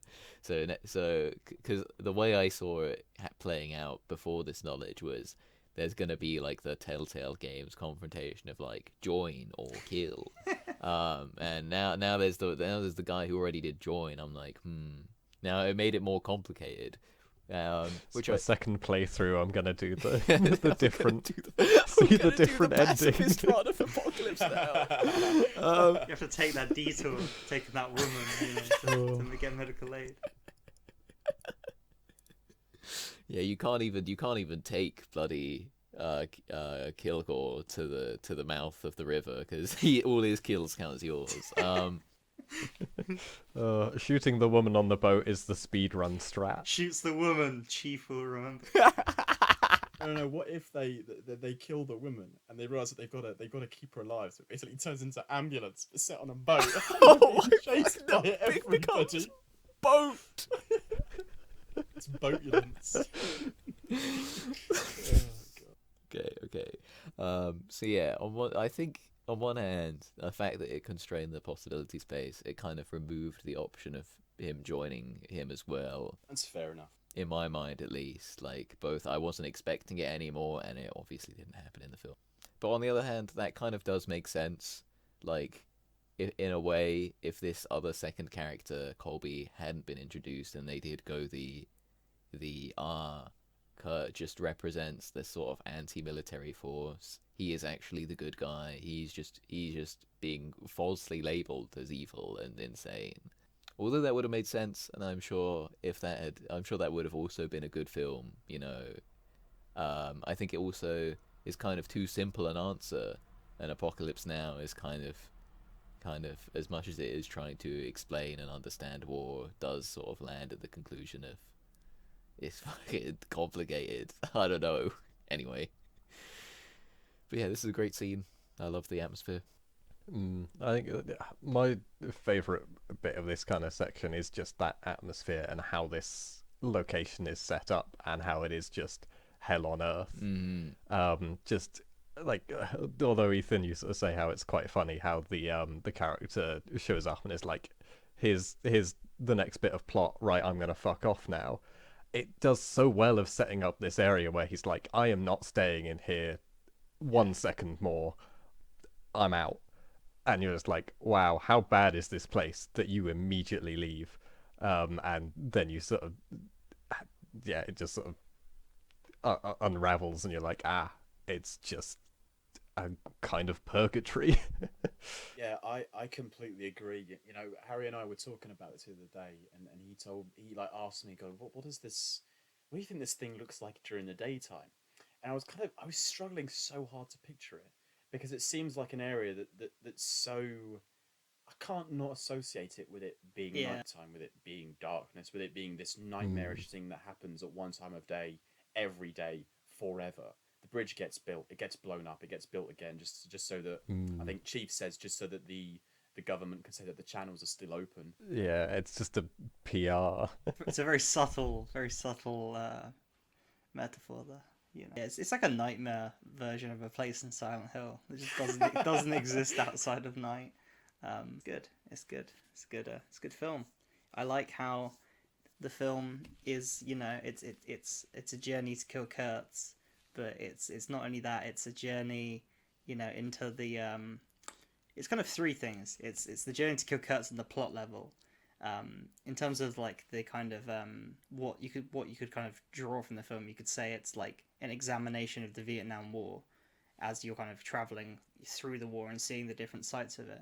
But then on a deeper level, it's like it's a journey into the heart of darkness, and it's not only like a physical journey like into Kurtz and then kind of examination through that. It's also like a spiritual and psychological and psychedelic journey, and I think each step teaches you something, and this step is just, look how fucked up this is, look how crazy this shit is, and it's all achieved through just putting some fairy lights on a bridge, which is kind of that's all they had to do. But yeah, it really is a fantastic sequence, and I'd say maybe the weirdest the film gets, but I mean, Kurtz's compound's pretty crazy. Yeah, definitely. Speaking of Kurtz's compound, just before we get there, there are a couple of scenes I wanted to talk about just briefly, because they're not as I guess as dense, or there's not enough content to really talk about them in the same way other parts of this film. But you get two character deaths after this point, so well, you get the two black guys die, basically, is what happens. You've got almost like a horror film, in fact. You've got Chief, who is second, so it's clean first. Lawrence Fishburne's character. I think, similarly to how depressing the earlier scene of that boat that basically just gets massacred by his character is so powerful. There is something really powerful in this scene. I think this film does deaths like really, really well, and finds a way to kind of to show them physically in a really unique way. I think what makes this film, what makes this scene so upsetting for me, is the fact that, and I'm sure we'll talk about this in a second, he died because they were sailing and they got attacked basically by people on the banks of the river, and they just managed to get out, but they obviously lost Fishburne, and just as they go into that heated moment, Lawrence Fishburne is listening to what sounds like a tape recording or some audio cassette or something like that. And it's a recording that his mum has written to him about how much she's looking forward to seeing him again, and all the things that are waiting for him back home when he finishes his tour in Vietnam. And basically you don't hear it for a while because things get so fucking loud with all of the explosions and the violence that's happening, and then it all quietens down, and the cassette is still going. It's still going through that entire exchange, and it has some really sad lines like, you know, do the right thing, stay out of the bullets. And while you're hearing that, there's just a shot of Lawrence Fishburne, you know, completely dead. And I think it's just yet another way that this film manages to take something that's like a character death that you've seen in so many films and show them in a way that you may not see very often, but also really hits hard because of how it's presented, and what you can hear while watching it at the Yeah. same time. It is very tragic and a well composed and well done scene. There is part of me that kind of does have like the angle of like, although this is meant to be sad, and it is, I do feel some of that sadness emotion coming through. Part of my anti-imperialism, anti-USA bent is so strong that I'm like, that's kind of what you get though. It's kind of your fault. Yeah, but also Vietnam was like, I think of the American casualties, like the majority were African Americans, and also the majorities were really young people. Essentially, kind of like in the 60s with the draft, like they just drafted a lot of like really poor young black men, most of whom were kids who didn't have many prospects, and just kind of shoved them into this country with no real training, got them like riled up, promised them a future, and then just sent them out to kill people. And I think that's kind of what the purpose of this scene and Clean is. I agree. So I get the point of like in like an anti-imperialist way, but also like he literally is like 14, He is 15. also a victim of imperialism. Yeah. Yeah, true. He's true. But it also like, it's one of the things that I can't help but highlight in my mind of like, although it is sad, and like that's definitely a true point that he is. I'm not gonna say as much. He is a victim of the machine of war. Like, just the fact that the film like chooses to portray his death as so sad, and I guess he is like a main character, or he's a side character, but it like really plays up the sadness of his death and really ignores the death of every civilian in Vietnam. It really is just, I don't know. Again, it's just another contradiction that is, I guess, interesting. Yeah, I think it's the difficulty when ultimately your film is from the point of view of America. Yeah, so I'm not faulting it for that too much, but I don't know. It does. I feel like that is like, I don't know, a point worth mentioning. That it does, although being an anti-war film in some sense, does have this kind of almost pro-American bent to it. Which, you know, fair enough. It can only be a product of its time at the end of it. And it is a very well shot and very sad scene as well. I think it is like a good like almost turning point for the film, where you're beginning to like lose cast members. You know, you're beginning to hit like the end of the road on the confrontation to Kurt. Yeah, it was definitely. I remember feeling at this point, I am surprised no one of the main crew has died yet. Yeah, the film is good at reading your mind, I feel. Not long after that, they lose another member of the group. They lose the guy who runs the boat, Chief, and this time they get attacked by spears, and one of them, oh no, arrows, but one of them does throw a spear on the side of the river, and it hits Chief right in the chest. And I think, going back to my earlier point about how I can kind of feel the anger of this character very well in this scene, because all of the other characters kind of go along with this mission. I'm not sure why. Probably because they probably don't really have the, whatever it is, confidence or otherwise, they don't really challenge it in the same way that I think Chief does, who is the sort of spokesperson for, why are we doing this? Why can't you tell us anything about the mission? We're under orders, so we have to. But in that scene where he dies for a mission whose objective he didn't even know himself, I think it's really quite sad. And with his last moments of life, he takes out that anger on the guy who, to be honest, is kind of, I guess, chiefly responsible in the sense that there wasn't.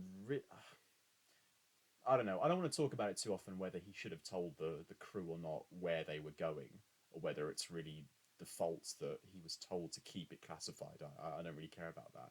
But either way, the anger that that character feels in his last moments of life, I can really, really feel, and I can kind of attach myself to as well, because I know that if I was in a similar situation, risking my life every step of the way, and then I don't even know what I'm really doing it for, what my actual drive is in this story, it would be very, very easy for me to want to try and do something to this guy now that I'm probably going to die. Um, yeah, it's another good death scene, and it's the last point before they reach Kurtz. But I'm happy to talk a little bit more about it if you guys have got anything to say. I think it's definitely another interesting highlight that the film has shown, like the full breadth of like the American war machine, you know, all this advanced technology and napalm, and he just gets killed with a spear that goes through him. So I think that's like as much as it's a sad moment, I think there's almost like a grounding element of like you realize like how fragile like people are out there. You know, it was just a sharp stick that someone threw really hard and it killed him, which is, you know, it's quite shocking, and an interesting contrast as well.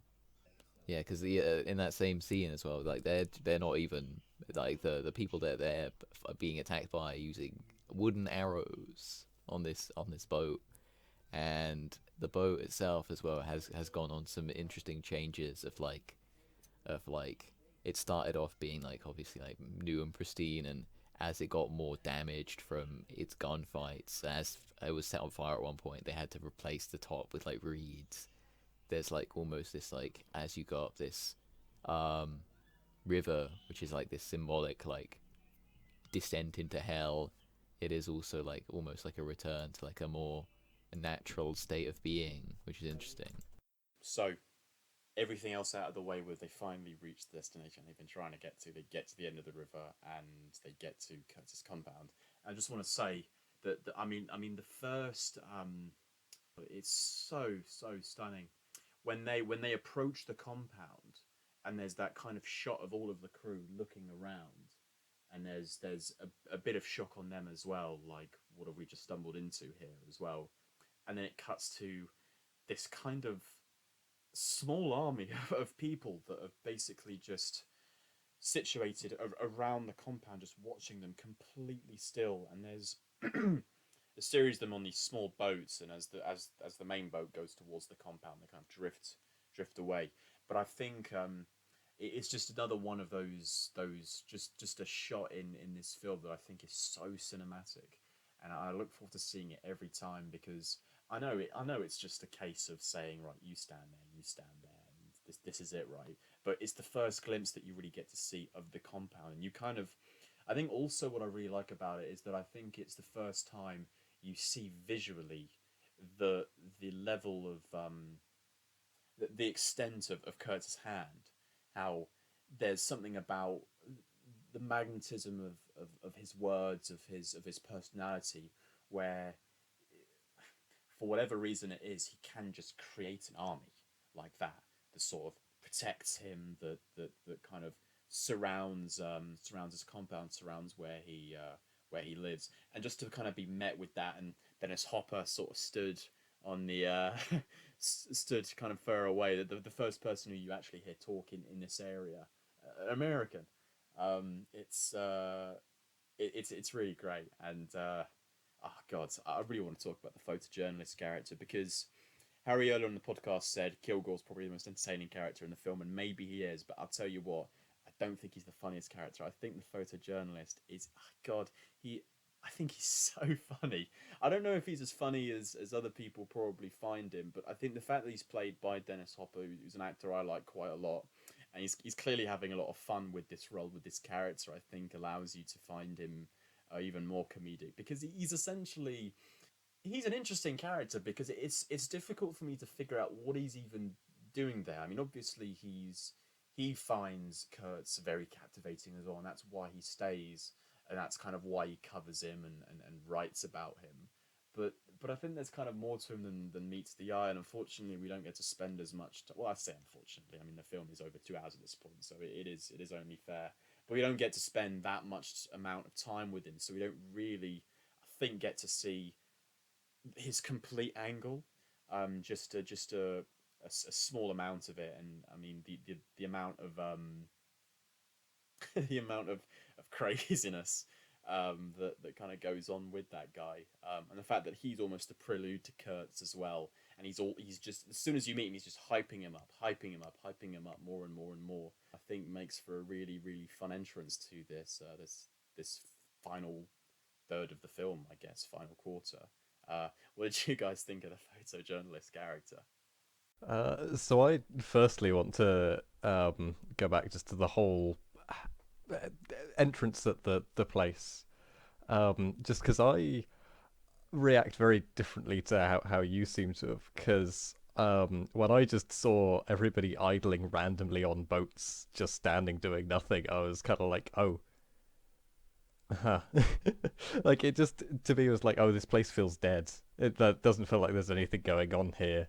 Doesn't feel like they know what to do with this place, and it just very much for me, everything just fell apart. Was like, this doesn't feel like, I'm about to say it doesn't feel real. Like, the whole, I guess that's what the film is doing, but like, it didn't feel real in a way that was interesting, whereas like everything else has felt unreal in a way that's felt true. It's kind of it's not the kind of thing that could really conceivably happen in real life, but it conveys some ideas that I quite like, and it's unnerving as well. Just a group of sailors on a boat, really, just being watched by every other eye that's there. It kind of, it gets under my skin when I see it. And the other thing that I think is quite cool about it is it's like they've been waiting this time. Now I know it's a film, so I mean they can't really anticipate these characters coming along, but part of me part of me thinks, well, Kurtz always knew this person was going to be coming at this time, at this part of the day, and he knew exactly who was coming. And I there's no way I could possibly know that for a fact, but it just makes me. It's the level of anticipation that these characters get, how they're met, how they're received when they first initially arrive at this compound, that I think it says a lot about Kurtz, and I think there is a level of foresight with Kurtz's character where he was waiting for them. There was a bit of a patience with him, and that's what I quite like about it. I think I definitely like it a lot more than you. Mm, yeah, for me, it just felt very flat, really, that they show up and there's just nothing going on in this place. And then the only bit of life is this photojournalist there that just kind of claps everything into a to movement almost for a bit. And then there's still just, yeah, I don't know. I think because one of the big questions I kind of wanted answered, I think, was how has Kurtz managed to enthrall people in this way? And I don't think that gets answered in in this bit at all. And just the whole like,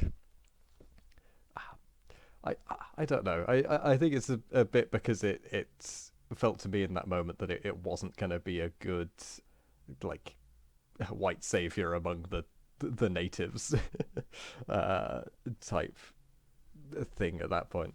But I don't think anyone thinks of it as a white savior story or anything like that. Yeah, but so Heart of Darkness, the novel, was written as almost a an anti-racist text back in the day. The premise is an ivory trader goes to the Congo expecting the savagery of the natives, and actually is surprised by the brutality and the violence of the colonizers. But the other thing is that because of when it was written, it is incredibly fucking racist. So it kind of went from being this almost anti-racist text, what it was intended to, like the real savages are the colonizers, to being like, actually no, it is still very racist in its depiction of the Congo. And this is almost that, where I think this is almost like trying to do the same trick where who are the real savages? Oh, it's the U.S. government. But I think in some of its depictions, it does kind of rely on kind of racist depictions and tropes of the native people. So I'm not a white savior is maybe not the right term, but there is definitely that aspect of it. Like it's not saying Kurtz is saving them, but it is kind of. Yeah, the idea that here are a group of savages and they've just flocked to this guy that's shown up. Yeah. There was a in the Heart of Darkness documentary a line cut, and I think a difficulty of the ending is a lot of it was altered and cut and rewritten on the fly. But there was a line that the screenwriter writes that Kurt says about being a white man with the power to shoot fire from the sky, and call in fire at any point, and almost drawing to the fact that America are kind of trying to become gods. And I think if that idea had been expressed in the film better, it would have made more sense. That being said, the visual of going in is incredible, I think. And I also love the photo. I'm on Ethan's side with everything he said in that I love the photojournalist too. I think Dennis Hopper's really funny. I also think it's hard to talk about Kurtz and the philosophy and all that stuff without sounding like him. And his like crazy ramblings about fractions and Yeah, I think I kind of agree with both of you, even though you disagree. How's that? How's them apples? that's like a Kurtzian idea. Well, you need to explain that, Tony. I like the intro shot a lot, where it's the boat coming in, and you pan up, and it's like just a crowd of people, and I feel like that's the Yeah, I'll admit I'm probably like the odd one out in the universe. Yeah. In that I'm like, I think that's a bad shot. But yeah. I do kind of agree though with Jono that like the rest of the compound, like as a setting, is kind of underwhelming. I think it definitely could have leaned a lot more into being like a very literal. Sorry, literal is literally the wrong word. A very metaphorical depiction of like the underworld, where really it's just kind of like a place. Like it's not as bad as any of the other places we've been. It's kind of better. So I kind of agree in that point. Like I like with the photojournalist, I think he is. I think he's there to like he's funny, and I think humor is a big part of this film intentionally, and I think he does kind of help ground out this like it's essentially like kind of like pseudo mythological like religious figure that is Kurtz, even though once we meet him, yeah, it's kind of up in the air of if he lives up to expectations. I think the first scene where you actually meet Kurtz is one of the most important parts of the film, because it is that moment where you've basically been waiting for something an entire movie, about 2 hours at this point, and you're finally getting it, and you get to actually have your first impressions of what this person is like. And I'm going to be honest, I think it's pretty great. I'm sure Jonathan will have his own opinions on that. But I think the introduction of that character as you see him in the flesh is brilliant. Now, I mean, there's that question about how kind of his weight factors into it, and how it makes more sense from a narrative perspective that he is basically like just flesh and bones, because he's going to be so malnourished. But I actually don't mind that as much. I think if there's any scene in the film that to me uses lighting as effectively and shadows as effectively as anything else I've seen, it's this one. The fact that you meet Kurtz and you can't see him because he's almost in this kind of like black hole in the corner of the room that's keeping him there. And then as he talks a bit more with Willard, you kind of see more and more of his face, but only glimpses of it. It leaves a lot. It leaves a lot in the darkness, where I guess that's kind of where he belongs, or where he is, at least at this point in time. And when you do finally see his face, it's when he says a very, very crucial line. I mean, one that kind of pierces me every time I hear it. And they kind of have this interesting conversation that revolves a little bit about Willard's true intentions here, which I think is probably the highlight of it. But just as an introductory scene, just as seeing this person finally, I think for me as paid off. And really, I can't think of many characters in films that I find as appealing in as Kurt's, in the sense that obviously from an ethical point of view, I have very little similarity with him, but I think just in terms of not being able to take my eyes off screen, it's almost unrivaled. And I think at the time, if you, like I said earlier in the podcast, if you want someone who's going to be the person in a film that you spend 2 hours going to, you kind of want to cast Marlon Brando than that, because he just had the reputation of being an incredible method actor and someone who was probably the best screen actor of all time at that point, anyway, at least in the mid to late 70s. And then when you finally do see his face, he delivers that line, and there's that sort of just cavernous look in his eye, just this blackness. It looks like there's nothing but hate, and he says, "You're an errand boy sent by a grocery clerk to collect a bill," but half of his face is still shrouded in darkness. There's also another really cool shot where he's talking to him, and he's moved his head a little bit forward, and then he kind of retreats back, but you see there's a glint in his eye, just the only little bit of white in the whole kind of area. And it almost looks like that's to me, that kind of looks like the last remnant of life in him that's kind of fading away very, very slowly. And I just think lighting wise, to introduce this guy and show glimpses of his face bit by bit, and then eventually revealing this really, really intense stare as he talks to Willard, it strikes fear into me every time I see it. Yeah, it's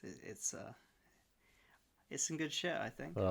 Their conversation is definitely it's incredible how the light and dark like covers half and half of faces, and it puts people it makes people do look incredibly like there's like a kind of menace to it. And you cut back to Willard, and there's one shot where his face is like just covered in mud, and it's the rest of the shot is like all just shadow, and he just looks like kind of afraid. But yeah, I do think now that we have met Kurt, after our long journey, almost 1-to-1 with as long as it would take just watching the film, we have spent talking about it to get to this point. I think I kind of do.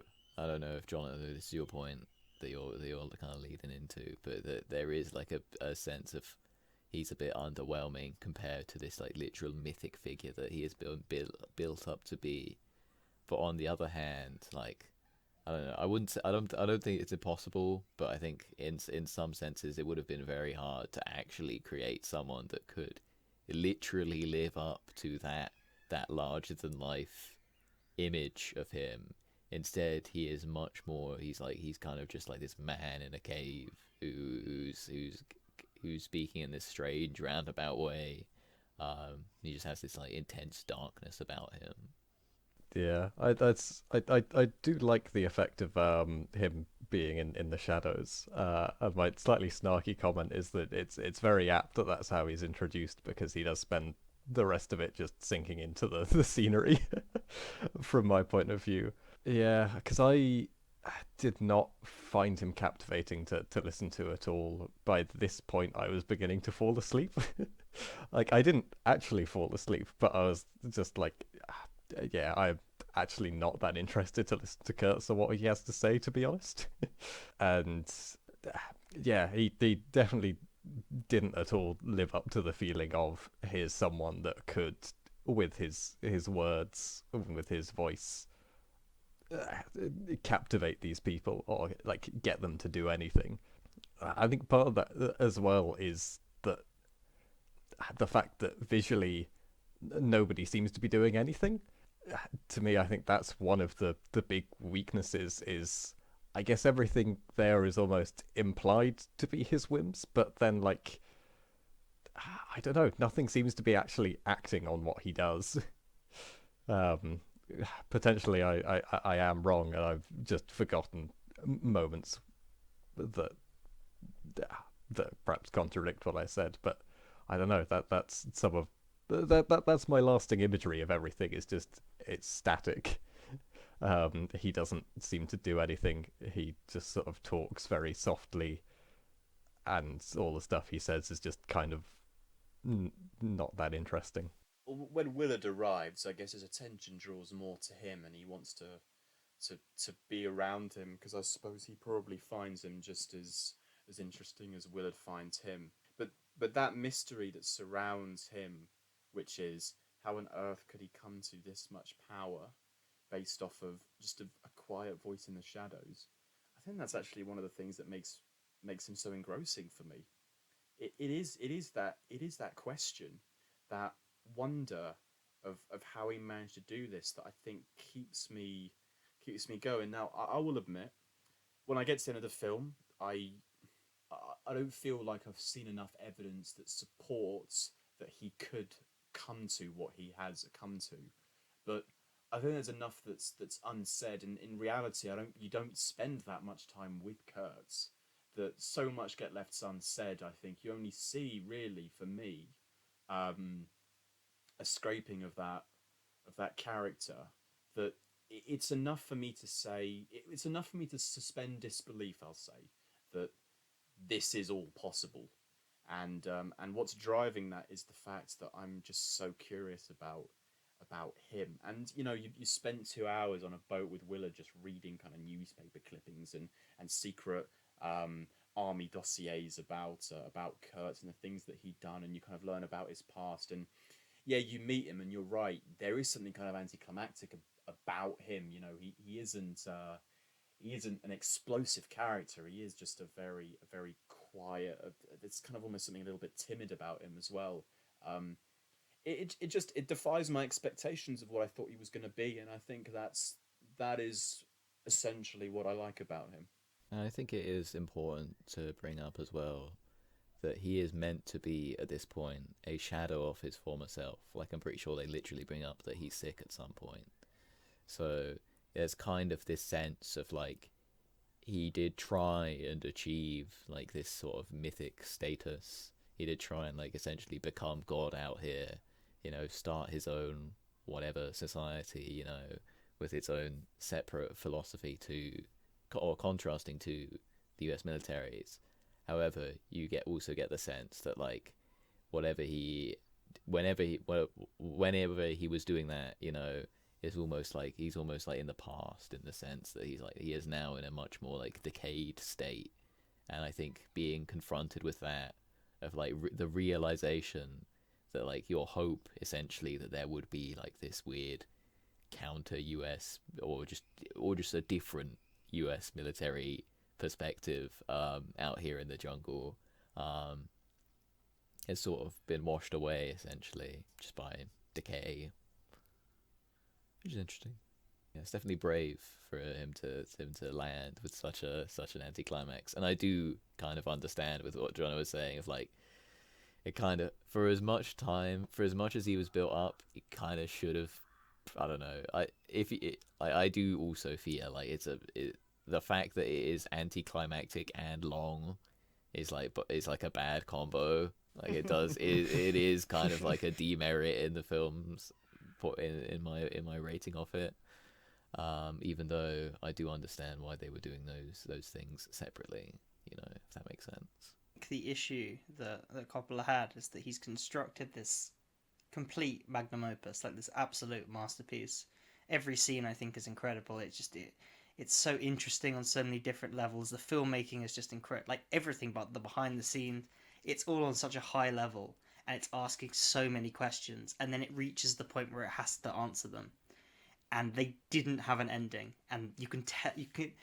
It's the weakest part of the film, in that you can kind of tell that they don't exactly know what they're doing, and they're hoping that the charisma of Brando and Hopper and the sets and the way everything's built up to will kind of work. And I think I completely understand if it doesn't work for you. That being said, it does really work for me, and I still think this is one of the best films ever made, and I still think it's a good ending. That's because, like, Kurtz works for me. I think Brando is incredible. That first scene where you meet him, pretty much everything Ethan said I agree with. Just the way it's shot, the shadow, the dialogue, the way that Brando kind of weaves in and out, like his slight movements. I get that everything is very passive with Kurtz because they couldn't really shoot Brando because he was fat. Basically, they had to dress him all in black and hide him, but it adds to the mystery. And the film, the whole journey of the film, is about the heart of darkness, about the Vietnam War, what's going to happen. You were talking earlier about Willard, what he's going to do, and for me, when I watch it, I'm not sure what Willard's going to do at this point, and neither's he, because he spends the next 15-20 minutes sitting around making his mind up. But when you meet Kurtz, you're like, okay, all the philosophy, everything that's been said, everything that he goes on to say, it's interesting. It's, that he's got a point. There is a hypocrisy, everything. But you look in his eyes and you're like, that is evil. This is evil. And what do you do when you're being questioned and stared in the face by the devil? And I find that so compelling. And for me, it does answer enough of the questions it's been asking throughout the film and the ending that I come away not thinking it's an anticlimax. Yeah, I do really like one of the stories he tells, although I feel like some of them do kind of go nowhere. The one details. Is it the one about the inoculated arms? It is the one about the inoculated arms, where he tells this story of like a military intervention was to give people vaccines, and they just cut off the arms when they left. And he says like it's such a highlight of the question the film is raising of how do they. That is such a tragic thing to happen. It's horrible. And there's no point to it. Literally, why would you do that? But at the same time, there is this kind of way that Kurtz has chosen to interpret it. And I think that's what the film is about. It's trying to interpret the horrors of war in any way you can, and everyone who tries to do it goes insane. Kurtz's interpretation of, man, they did that because they were hardcore. They did that because they had resolve. It's fascinating. It's very interesting because, like, there's kind of an element of truth to it, despite the fact that it is so tragic and so horrible and pointless. Like the fact when he brings up, let's like they had resolve. If I had 2 platoons, two Xbox Live parties worth of soldiers from that village, I would have been able to win this war. And you believe that when you hear it, because at that point you have seen the US military for 2 hours flounder around like children. And then he tells you that story. He's like, okay, I see what you're saying. Fair, I get you. He's just doing, in a sense, you see through the dossier and through the narration, his journey and everything he's doing is successful, and he's awarded and celebrated. And he, in his mind, is just continuing that work. He's like, I know these people are spies, I'm going to kill them, and it worked. So for him, he doesn't understand what's, he's almost like an extension of what America became during the war, where he, gets to the point where he's like, well, I'm going to fight this by any means necessary. And then at one point, the American government are like, kind of decide, no, this is too far, you've gone too far. But the character just can't almost comprehend that. Yeah, because there is no way to comprehend it. There is no sense to it, and that drives him insane. That's interesting. That's a good thing to build a film around. I also like the sense you get from him of almost like wanting to be like being like, I know Johnny's complained about that, like how the scenes are kind of like passive, but I kind of like this. He's just almost like waiting to die, waiting for kind of Willard. And the actual sequence where he does die is also an incredible piece of filmmaking. But I find it interesting that he's kind of reached the end of the road. And it's kind of up to Willard to decide what to do with that, and it puts you in a position as an audience member where you for me, I honestly did not know, like when he kills Kurtz and steps out, does the film just end there and he's become him? It really does leave it open to you.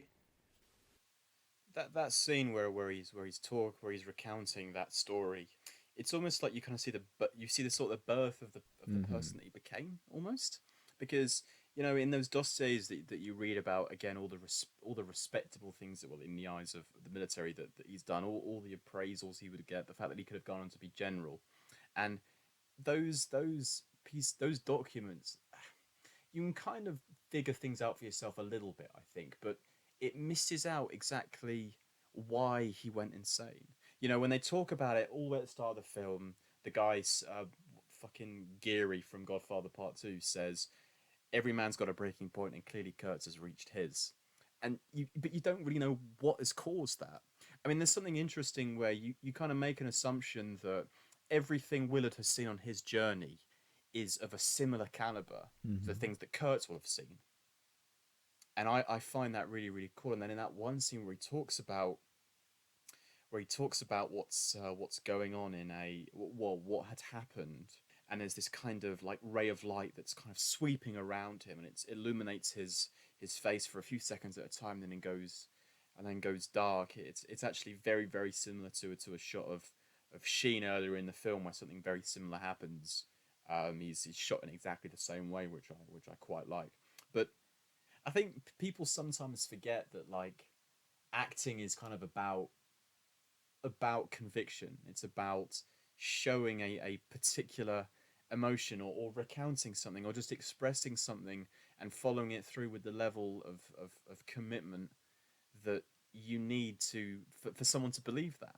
And I think when he's telling that story, the way that his face kind of morphs around, and just the way that he tells it, the way that he acts, there isn't an ounce of me that thinks that he's making it up. It's all true. It all happened, because that's what Marlon Brando can do to me. That's why I rate him so highly, because he can demand £1 million in advance. He can turn up not having prepared for the part, not having even read the original source material that the fucking film is based on, and he can come along, and just because he has the level of skill and ability, he can just commit himself to this role. And I think in that one scene, the level of emotion that he shows, it gets to me, and every time, like I said, I absolutely believe that story, that there's a pain in his eyes recounting that memory. It really, really hurts him, the way he talks about how he cried and cried, like I think he says, like an old grandmother or something like that. It's so descriptive. It really is. It's a fantastic monologue. I really think so. And it's kind of why Kurtz, to me, works so well as a character, because every time I watch Apocalypse Now, I kind of walk away feeling like I wish I'd been able to spend some more time around him. Harry said he's the manifestation of pure evil, in a sense, but I want to be around him a little bit more, because I find him so fascinating. But the fact that you get such little amount of time with him, I think, kind of starves that a little bit out of you, and you think, I wanted a little bit more. And when you do get a little bit more time with him, you watch like the 1 or 2 extra scenes they shot with him. They're really bad, and you're like, they had 3 weeks of Marlon Brando improvising, and they just took the best bits and like around it put Dennis Hopper being like, "Oh, isn't this great?" And it like tricks you into thinking it is. But if you like wrote down a list of the things Kurt said and read them aloud, you might be like, "Yeah, this isn't that good." But with the set design, Brando, and the lighting, it almost like tricks me into thinking it's like smarter than it is. Yeah, I feel like I didn't get tricked. Yeah, talking about the radical. Yeah, and I think I don't know. Maybe it's just because I was getting bored at this point, and so I was just seeing that in there. But I just felt that Marlon Brando was bored. That was the main thing I got. So when I can't remember, Harry, if you like had said it before or kind of afterwards. Just the kind of him showing up for like 3 weeks. That I was there, just like, that makes complete sense with that performance I saw there. He was not trying. That was $4 million. Yeah. But anyway, that's the vibe I get from it. I completely disagree, Jonathan. I'm sorry. I just think his application to that role is very powerful. I really do. I think you don't give him enough credit for it. So yeah, I'm like in between. I think where my head says like Yeah, there are definitely problems with the ending, and this bit feels a bit phoned in, and this feels like it's kind of bullshitting a little bit. But my heart is just, every time I watch the film, I just like, I'm just so into it that I can't, even though I understand logically, like, okay, this is not as good as the rest of the film, and I would understand reducing your score 1 or 2 points because of that, but I like it too much. What's the um? It's like a gambling fallacy, but when you've like committed. So Like sunk cost. yeah, fallacy. sunk cost. Yeah. Yeah, There that's is a a good way little of bit of putting it. But the character has that too, I guess. He's spent. They've all spent so much time getting to Kurtz. The whole film as a whole was a complete sunk cost fallacy. There are so many shots in that documentary of him saying, I've just invested so much into this, and it's gonna be awful, but I just have to finish it because I've put so much time into it, and it needs to be completed. But it's gonna be a terrible film. I need everyone to know it's gonna be a terrible film, but I have to finish it. It's kind of what he says throughout the whole documentary in just different ways. I think I agree with Harry. Like, on one hand, there is some level of magnetism I feel about Brando's performance, but on the other hand, like the length and the anticlimactic nature of it does kind of drag for me. Although I do feel like there is some, at least of the moral core of the film, the questions raised are somewhat answered. It's not like a clear cut thing where they can be like, and this is what I mean. This is my point. If it was an anime, if Kurt was a shonen villain, he would punch Willard really hard and say, like, he would just say what he believes. Whereas, he would say, like, war is good because strong people get to win. That's what I would see. That and be like, yes, that makes sense. This, it's much more like you have to walk away from it and kind of filter out the parts that are completely just Marlon Brando phoning it in and being like not really like making stuff up, and kind of work out what the moral message of it is, and try and piece it together almost, even though it is quite vague. I do like the ending. I do like the final moment where it's almost this question of has Willard decided to replace Kurt and sort of continue this weird cycle of violence. And I think him stepping down from that plinth and walking through the crowd, almost blending into it, is kind of a rejection of that idea of having this sort of mythic figure that decides, what war is and what is good and what's bad. He sort of rejects that. He's like, I'm out. I think that's a good note to leave on. I do kind of feel that the ending, I don't know. Yeah, I do. Hearing that it was rushed and that they had like 3 weeks and they didn't know what they were doing, yeah, that makes sense. But on the other hand, it would have been so hard to make anything that could actually fit, with the way they had set it up. So it's impressive what they did do. What are your thoughts on the final scene, Harry, Johnny? The note that it gets left on after Kurtz is killed. If you want to talk about the sequence where Kurtz dies, by all means, please. I think I've already kind of touched upon the interesting thing about if he's going to make the decision, and I like the final movement of the film. I think the score is kind of a slightly weaker aspect, but I think it's quite good in the final scene. I think the moments I don't like the original score is earlier on when it's just the random synth music with helicopters. But the use of kind of I want to say license, but you can't really say license for like pieces of classical music. But the uses of music throughout the film, other than that, are good. The scene where Kurtz dies, where it's almost the second half of the montage from the start. Yeah, it's incredibly iconic for a reason. The kind of editing, the montage, intercutting Kurtz being killed with the buffalo being killed, or is it a cow? I'm not sure. Fantastic. Obviously, there's the question of morality of killing the animal. Although because obviously that was a thing that was the. Oh shit! You mean like the real animal they killed? I see. So this doesn't have a no animals were harmed in the making of this film. No. They fully kill that thing.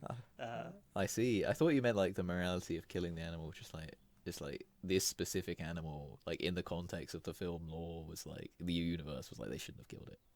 No, it's just to make a film to just like murder an animal to because it looks cool. that you could say that it was going to be killed by that tribe in a kind of for reasons of that they were going to eat it. So, and they just kind of use that to put in their film. But I don't really want to get into that whole debate. I think it's good. It's a good ending, good film. I like Apocalypse Now. I think I've said way too much on it, so I'll hand over to Johnny. Yeah, I think I don't know. It's difficult for me to have an opinion because I'd kind of checked out by the point of him killing Kurtz.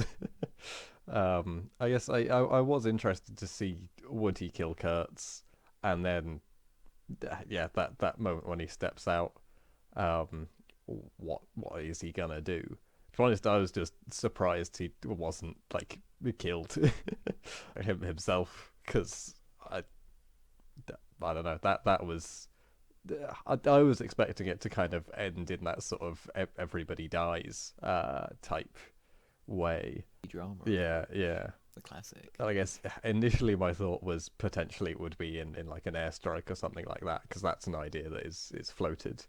So in the end, I was surprised that they, well, Willard escapes at least physically. I think it's quite obviously he's already mentally.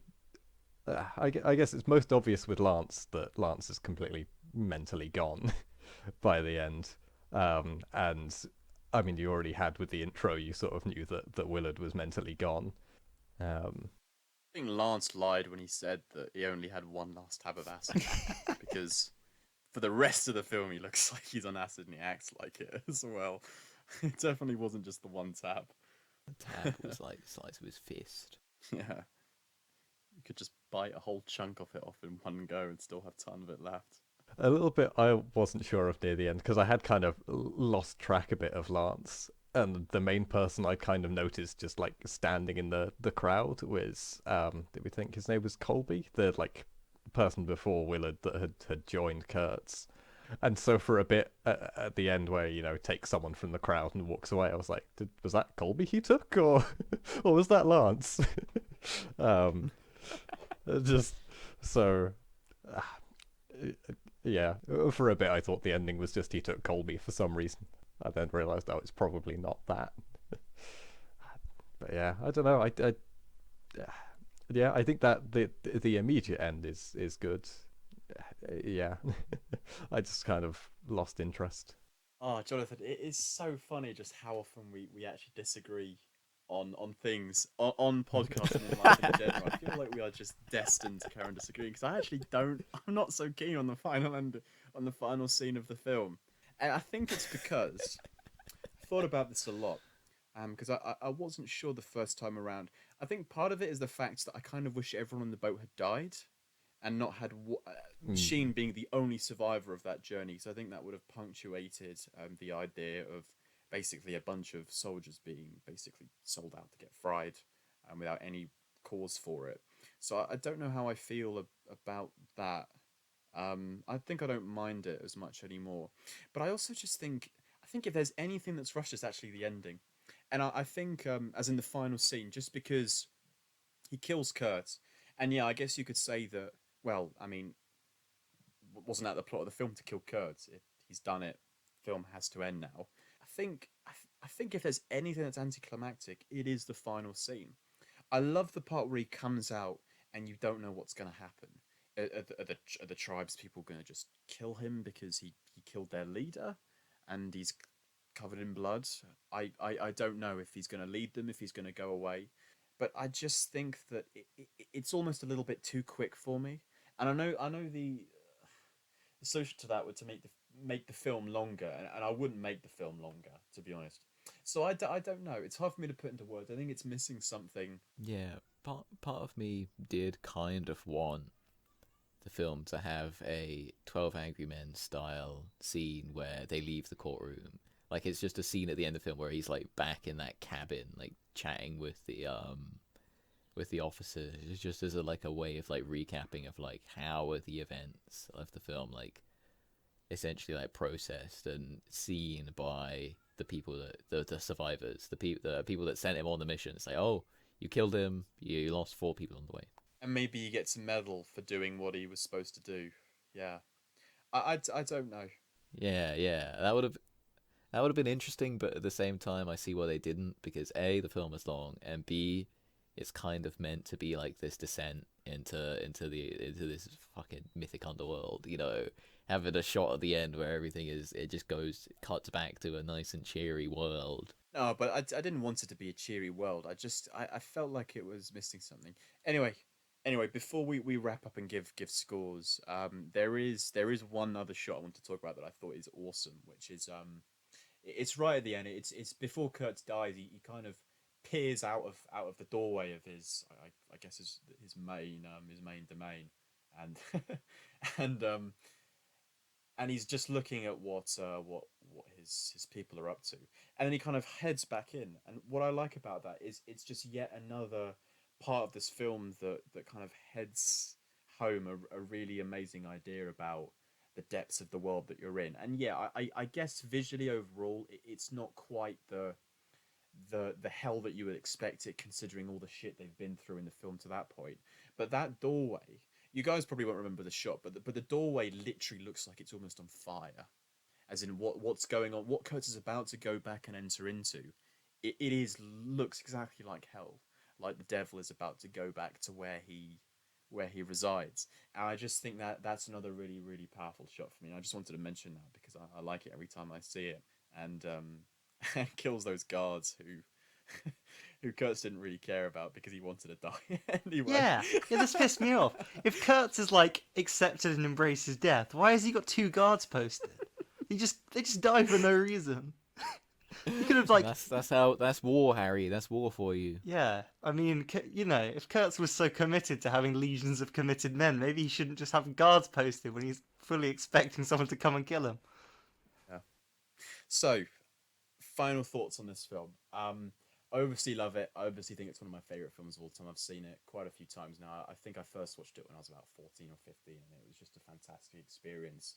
I mean, it was like watching a war film that I'd basically never seen before, in the sense that it wasn't just, oh, war is bad, isn't it? Just horrible, what's going on? Yeah, it's obviously an aspect of it, but it's messing around and spending time with so many other interesting ideas to do with evil and madness, and the way that America behaves in other countries where it's fighting a war. It has all of these really fundamental ideas about morality and ethics that I think are so fun to just spend a couple of hours with, and really kind of just journey into the center of someone's soul.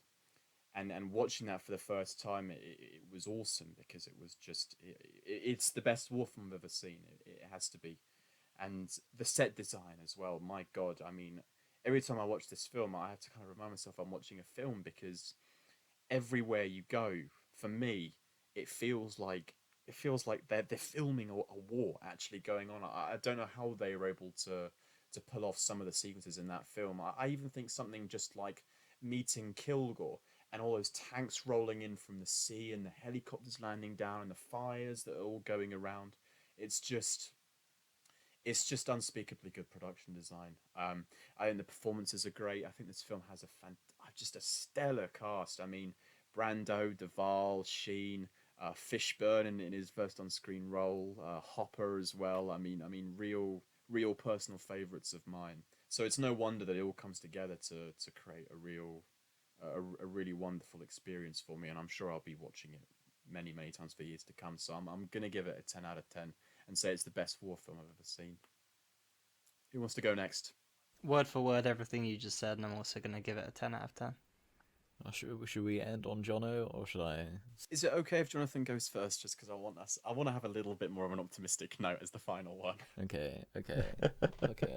I'll take that role. It's a difficult film for me to slap a score onto, because it is. I don't know. It like some of the scenes and sequences are like brilliant tens, and then other bits sort of lacking, and then kind of the whole package is very difficult to judge. Yeah, I think I'm gonna go for a 6. It could be a 7. It doesn't feel right to give it a score like this, but I've got to. Are you glad you watched it though, Jonathan? Because I feel like I've been Yeah, talking about yeah. this film to you for like a decade now. It feels it's a film I feel like I talk to a lot of people about often. I'm sure you've probably been involved in those conversations. Yeah, I mean, even without that, just because it is such a like cultural piece, like it was something I wanted to watch at some point, and I am glad I have to have seen it, to have seen all the strong moments, and also so that I can have my terrible takes. Well, it's just a shame that it's another '70s classic that you're not too keen on, even though it's obviously really brilliant. It's your favourite Coppola film. Uh, is it possible? It's possible as well, even though I'm not sure the score I've given it necessarily reflects that. But it could also be my favorite Marlon Brando film. To wrap up this marathon, this project down the river into the underworld. I'm Satan. Nice to meet you. I really enjoyed this film.